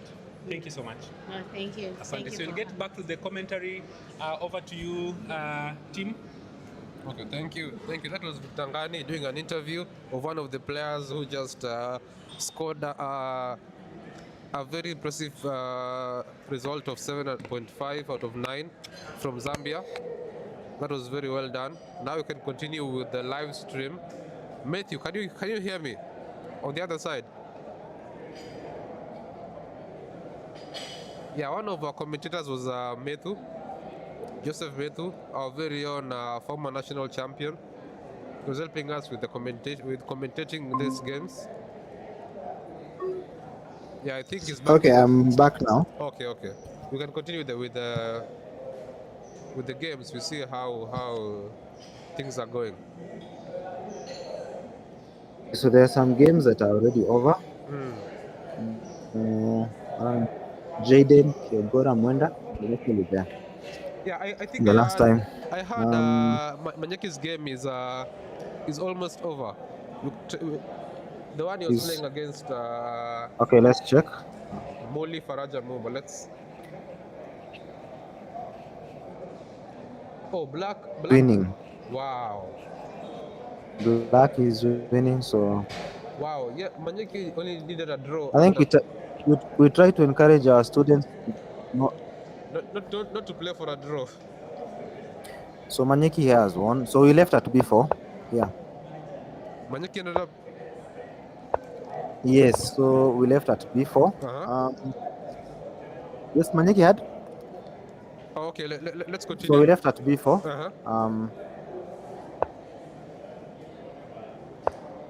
F4. The move you had suggested, the counterplay of E5. So Manyeki avoided it. So okay. Move I had mentioned either rook C5 or rook A5. I think rook A5 was much better to keep the C file a bit open. Now A6 is a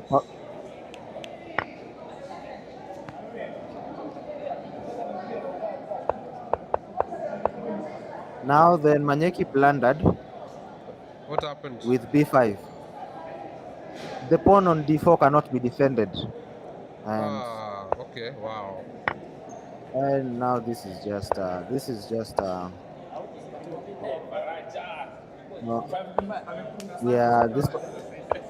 and then now you are pinned for a long time here. Yeah, this is just now. This one is a bit difficult now.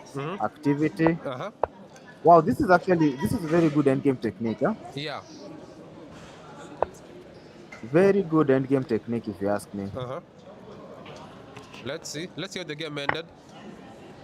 The rook is lost. See, you just fork on b3. Oh And yeah, wow, yeah, you just fork on b3. This is wow. actually very good endgame technique Actually, we from have Muli. This one Faraja has Mumo played. here right now to look at the game itself. So Manyeki lost the game. Yeah. Wow. Okay. Yes, Manyeki lost. Wow. Yes, yes. Uh, So uh, even the score, it has been updated. yeah, So Meku, I'm told. by the you are supposed to look for the tie break from you. Yes, Yeah, I'm told that Muli Faraja Mumo, the person who just yes, played yes, yes, against, is here with us to be interviewed. So let's just give yes. him So what some I'm going time. to do? Uh-huh. Yes, yes, yes. So Mr. will be interviewing the Muli. So let me give him the mic. Okay. Oh, congratulations. Thank you, team, once again. And we have the pleasure and privilege of being joined by Muli Faraja, who is Mumo, who has just won an amazing game against Nathaniel Manyeki. Meku, please don't go away because you'll be directing the. We need to see the moves directly. We need to see the moves and adjust. Okay, let me share. I'm sharing the screen right now. One moment, please. So, Faraja, congratulations. Yes. Thanks. Will you check? Is it on screen?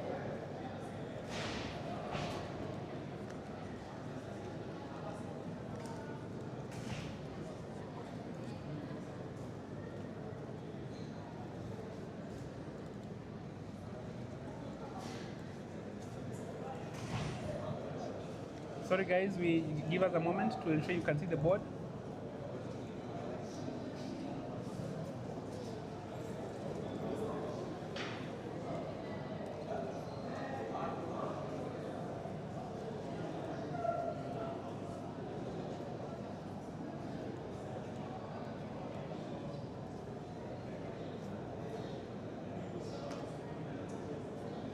Sure they can see the board now.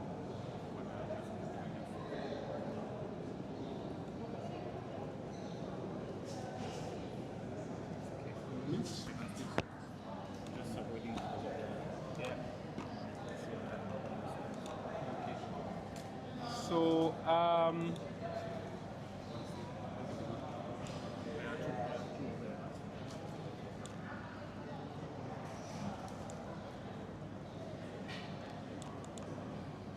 that's okay.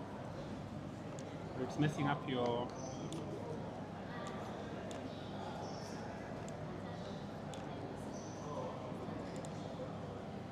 Okay, so Faraja Mumo, congratulations. You have just won a game against Nathaniel Manyeki.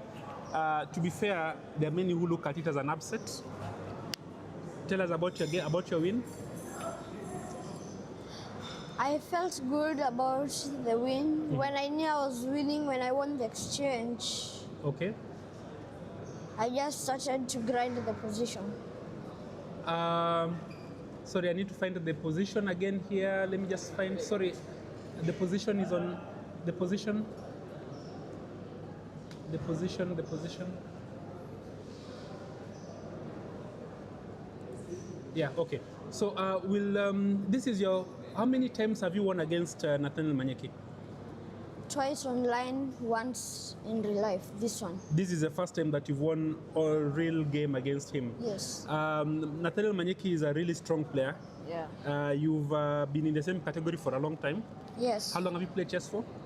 3 years. You've played chess for 3 years? Yeah. Wow. What's your secret? I've just been training and I've continued to have the passion for the game. What is your... How do you feel right now? You are the Africa under 13, under 11 chess champion. What is the feeling? I feel good and I look forward to do it again next year. Okay, so let's have a look at your game. You're playing black. You chose Not the... this game. So this is not the game. My apologies. What is the game? Where is it? One moment, please. Here. Yes. Okay, let's go back to... Yeah? So you played the Sicilian. Why the Sicilian? I prepared yesterday with my coach. Okay, and who's your coach? My coach. Mikhail Ivanov. Oh, the grandmaster. Wow. Okay. So this is all theory, right? Yeah. Okay. This is you all knew what to do here. Yes. This is still preparation. Yes. Okay. So up to here, this is still preparation. Yes. Okay. Is that the best move? Queen E2. No. What should have been done? What should have been done? I'm not really sure. Yeah. So here, what's the idea? Why do you? Is this okay for you? Yeah. It's okay because they have an isolated pawn on B4. This pawn, very Yes. nice. So this is what you played. Yes. And here you castle. Very nice move here. Getting these pawns double isolated, very good. And so you generally have At rook C1, I was kind of afraid of rook C7. you're afraid of this move,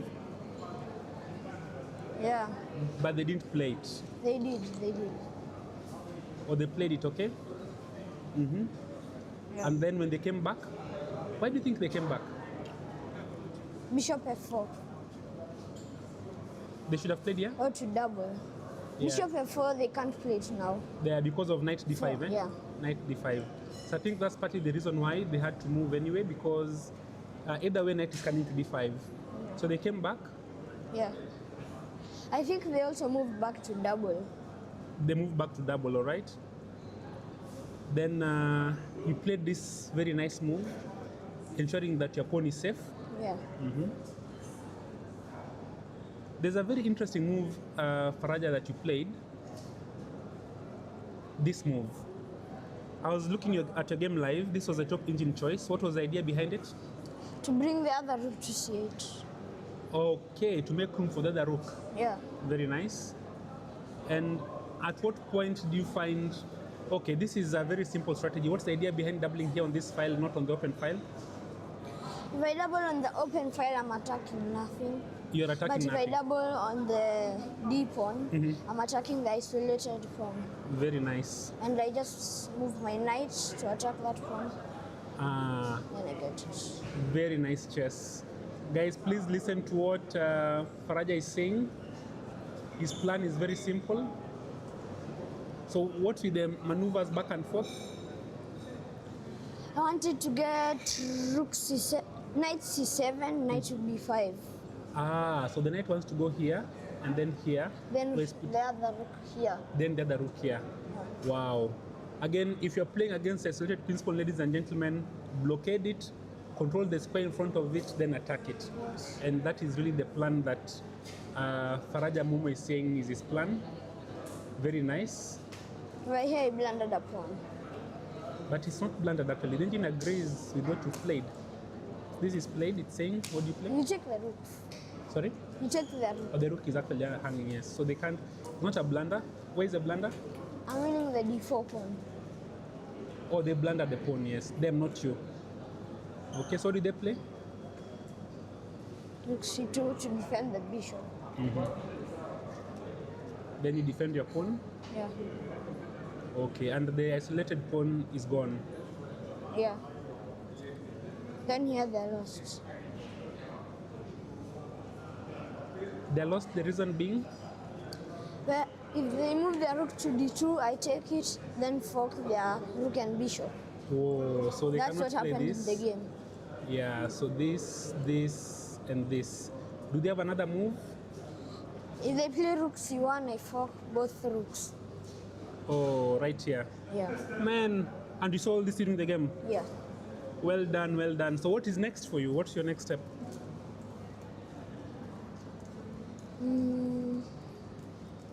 To improve my rating. Is going for the? World Cup, When are you going to the World Cup in Georgia? June 22nd. June 22nd. And actually, I've just noticed that your father is here with us. Mumo, congratulations. Very well deserved win. Congratulations. Please remember the name Mumo Faraja Muli. Very, very strong player. who has just beaten Nathaniel Manyeki. Nathaniel Manyeki is one of the strongest juniors in Africa and the reigning under 10, I believe, champion, African champion. So for Muli to beat him in a game like this He tells was us... not under 10 champion, he was number 2. Number 2? Yeah. Okay. And in this instance, Muli now is the Africa under 11 chess champion. Congratulations. Your dad is here. Let's hear from your dad what he has to say. Congratulations. It's just to hear from the parents. I know parenting is quite something. There's a bit of a sacrifice from the parents. Your son has just won the Continental Championship.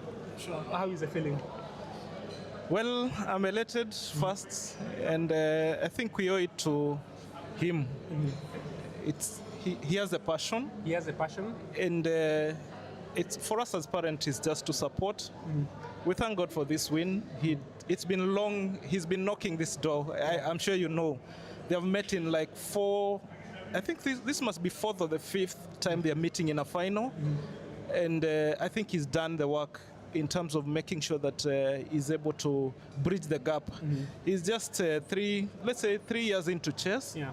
Manyeki has had a very good experience, and it has taken time, but he's been patient enough to ride the process. How old is your son? Right now he's he's 10. He's 10. Okay. Sure. Congratulations. Maybe you tell us your name because you don't have a video capturing your face. What's your name, sir? Thank you. My name is Stephen Muli. Okay. And he tells me that his coach is a grandmaster. Yeah, we keep it quiet here, but yes, okay. He's under coaching of grandmaster and some 2 Kenyan coaches. It takes a lot. There's a lot in terms of investment to nurture the talent. Which as parents we thank God for allowing us that opportunity to be able to support him in that in that side. I'm sure you are a parent. I can see Telo here. There's a lot that goes into making sure that it's a good thing if your child is interested and they put in the work and actually the results come in thereafter. Congratulations. It's not a secret anymore, but of course you can replicate and get a grandmaster coach if you want, but putting in the work, oh yes, that's a different ballgame. Getting the passion, that's a different ballgame. Congratulations once again, young man. Please get some deserved rest, and looking forward to great things in the years to come. Yeah, so, congrats Faraja, and glory to God. Thank you. Yeah, so that's been Faraja Mumu and the dad, Mr. Muli, who are now celebrating winning a championship. Indeed, the win is against Nathaniel Manyeki, a very, very strong player in Africa. Really one of the Kenyan greats, also going places.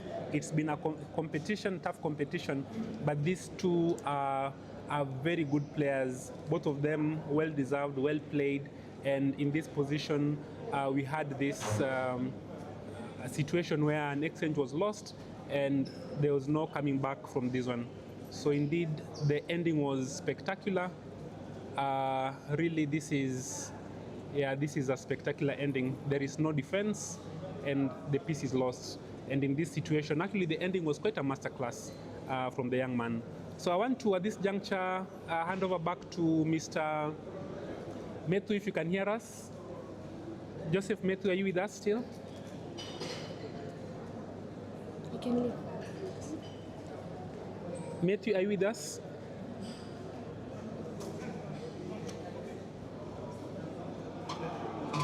Okay, so I want to hand over back to our primary commentators. That has been Faraja Mumo giving us an interview. Congratulations to them once again. How many games to go?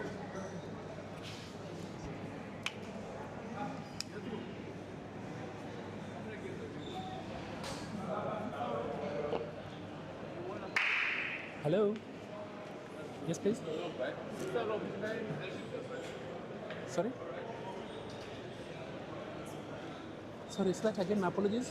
That right there was Victor Ngani interviewing Muli Mumo, the person who beat Nathaniel Manyeki to compete, to tie for first place for the Under-11 Open Championship. Very good game. Very good game by Muli. Now we turn back to the other games and see how they are going. We see how much progress that has been made. and just try and see what you can get from that. Just a moment. Methu, are you still with us?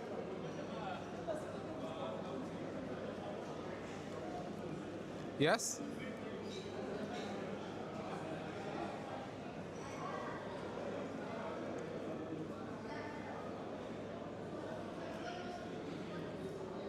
Yeah, one of our commentators was Joseph Methu. So I think he'll be joining us shortly.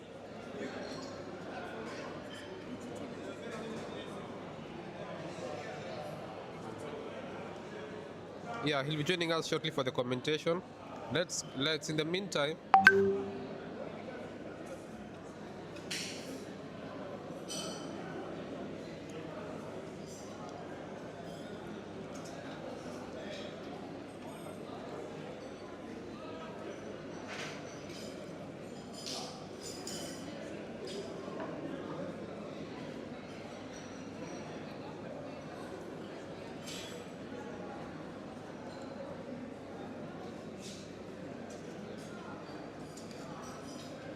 Let's go through the games in the meantime as we wait for Methu to join us.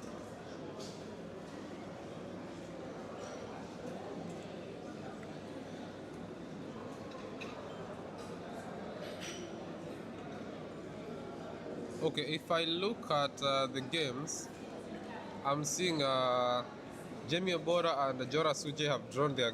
Black has won actually. Jora won the under 17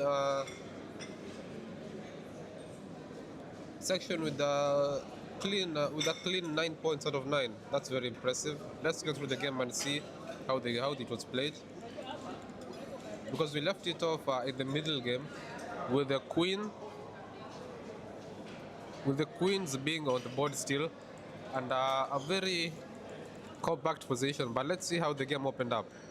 So we had this queen to h5, bishop to c4, knight to f6, castles, and then this knight to h4 idea attacking the bishop. Pawn takes, an intermezzo move. Okay, knight takes on. You have knight takes on f5. Knight takes. Pawn takes on d3, then pawn takes back. Okay, now we have this rook to d8 idea, queen to e1, keeping an eye on the pawn on c3. We have this knight to e5 idea, attacking the bishop on c4. And then we have the met threat on g7 with the queen to g3. But let's see how the game continued from there. Sorry for that. So after queen to g3, we had this knight to g6 idea, knight to h6 check, pawn takes, and then rook takes on f6. Okay, queen takes on c3.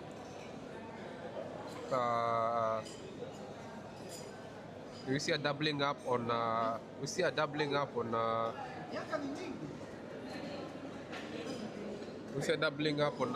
f file. Then so Jamie Obora ended up losing a piece on c4, the bishop on c4.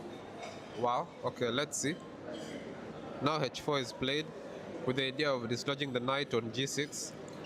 We have h5 preventing that.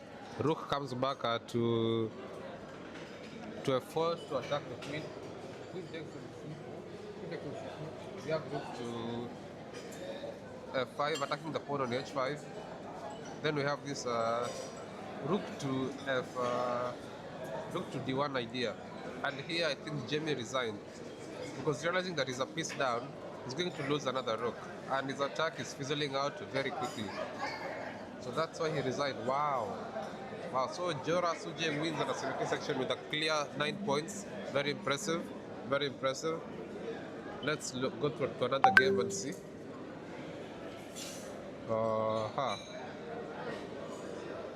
So that's okay. We have a winner there.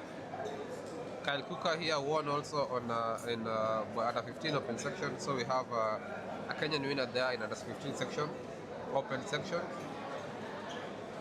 Muli Faraja Mumo also won in an 11 section. So the games that are on, we have also this Agnes Mary against Angel Kagabi. Let's see how that game went.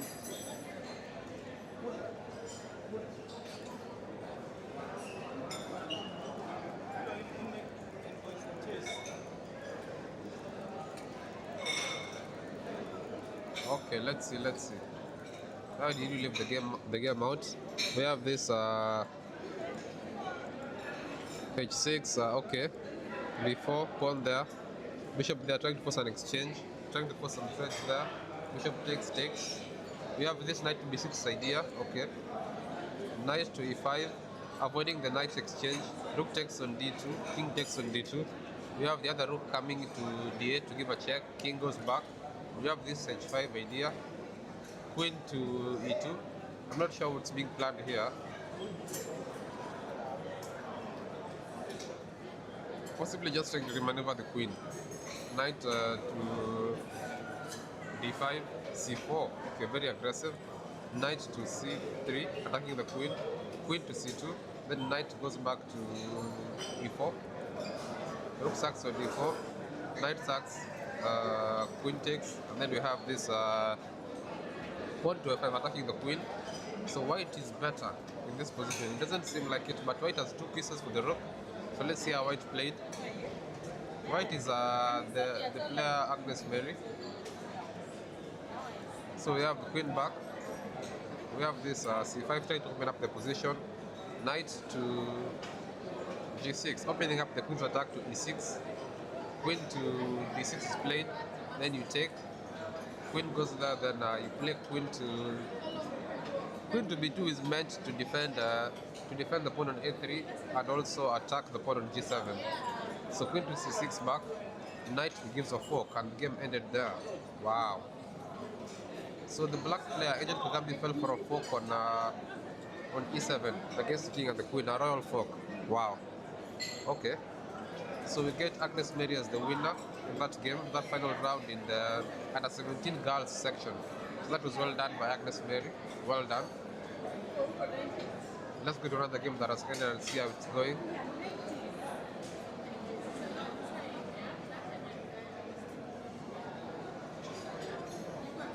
We have this Nashipai Bella and Margaret. Let's see how that game went. Here it says that Margaret won. So white won. Let's see how the game ended. So we had this bishop to d5 idea. This is how we left off the game. Rook to f1 was played, and then rook to... The suggestion here from the agent is definitely to sack the rook. That's the main suggestion. Just sack the rook for the knight, take the exchange, and just try to hold that position. Because when you leave the knight there, that knight is very dangerous. So just try and sack the rook for the knight. So you take, but he didn't take. Then a fork was played. Knight there, rook back. The knight takes on g7. King takes on g7. Just bishop sacks. And from here, it's downhill. After here, I think our player resigned. After this position, we had a resignation from Bella. Wow. Because now, if you take the game, the queen takes with a mate on with the rook to h8 to follow, and if you don't take, if you push h5, bishop to f6, double check, and you still get checkmated. So there's no avoiding the checkmate coming. And Bella and Nashipai saw that and resigned. That was unfortunate for Bella, but a big win for Margaret. A big win for Margaret.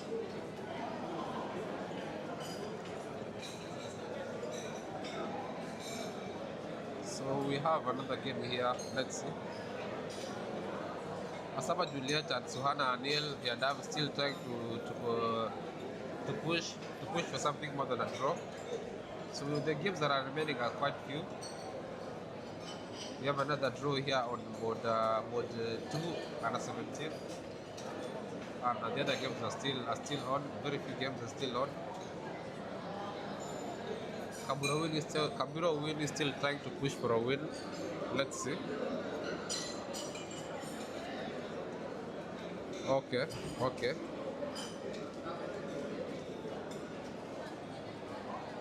Some ideas are being thrown in the air, but the position looks better for black actually. Black seems to be better in this position. Wow.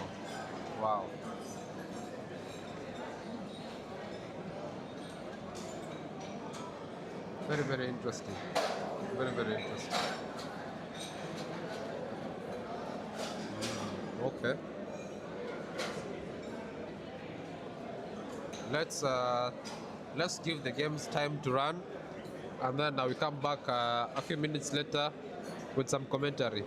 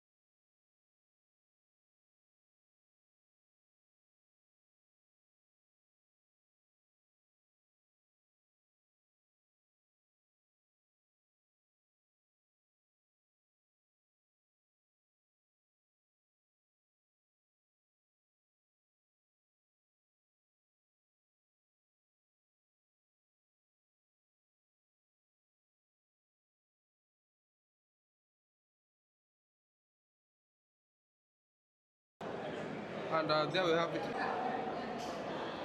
For her to be crowned giving her a chance to be crowned the under 15 girls champion. So that was a very well displayed game by Erika Mumbi.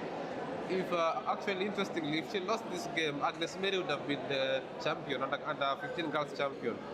But now, given that she won, the tables have turned, and the win goes to someone else now in this situation. Let's confirm and see who the win goes to in the under 15 girls section.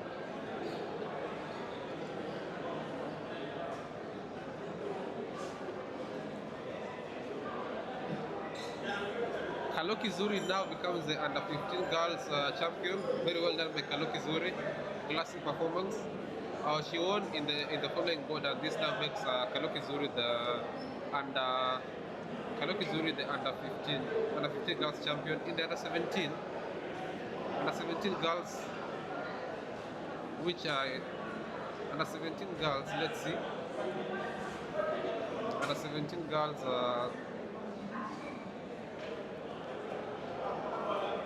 Now, Erika Mutumbi and Agnes Mary have tied for first place. Let's see who has the...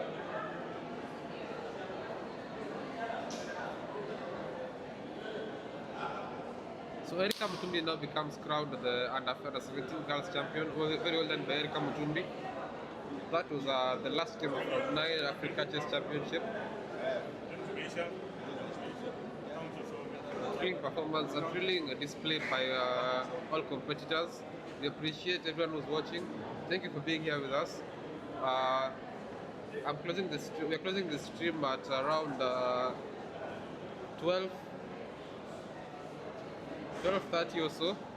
About to go to the closing ceremony, which will start at 4 o'clock to award the winners of this year's 2025 Africa Schools Individual Chess Championship. Let's see you at the closing ceremony for the awarding. Let me bring the camera so that they can see you and to say. No. I'm closing the stream at this moment. See you next time.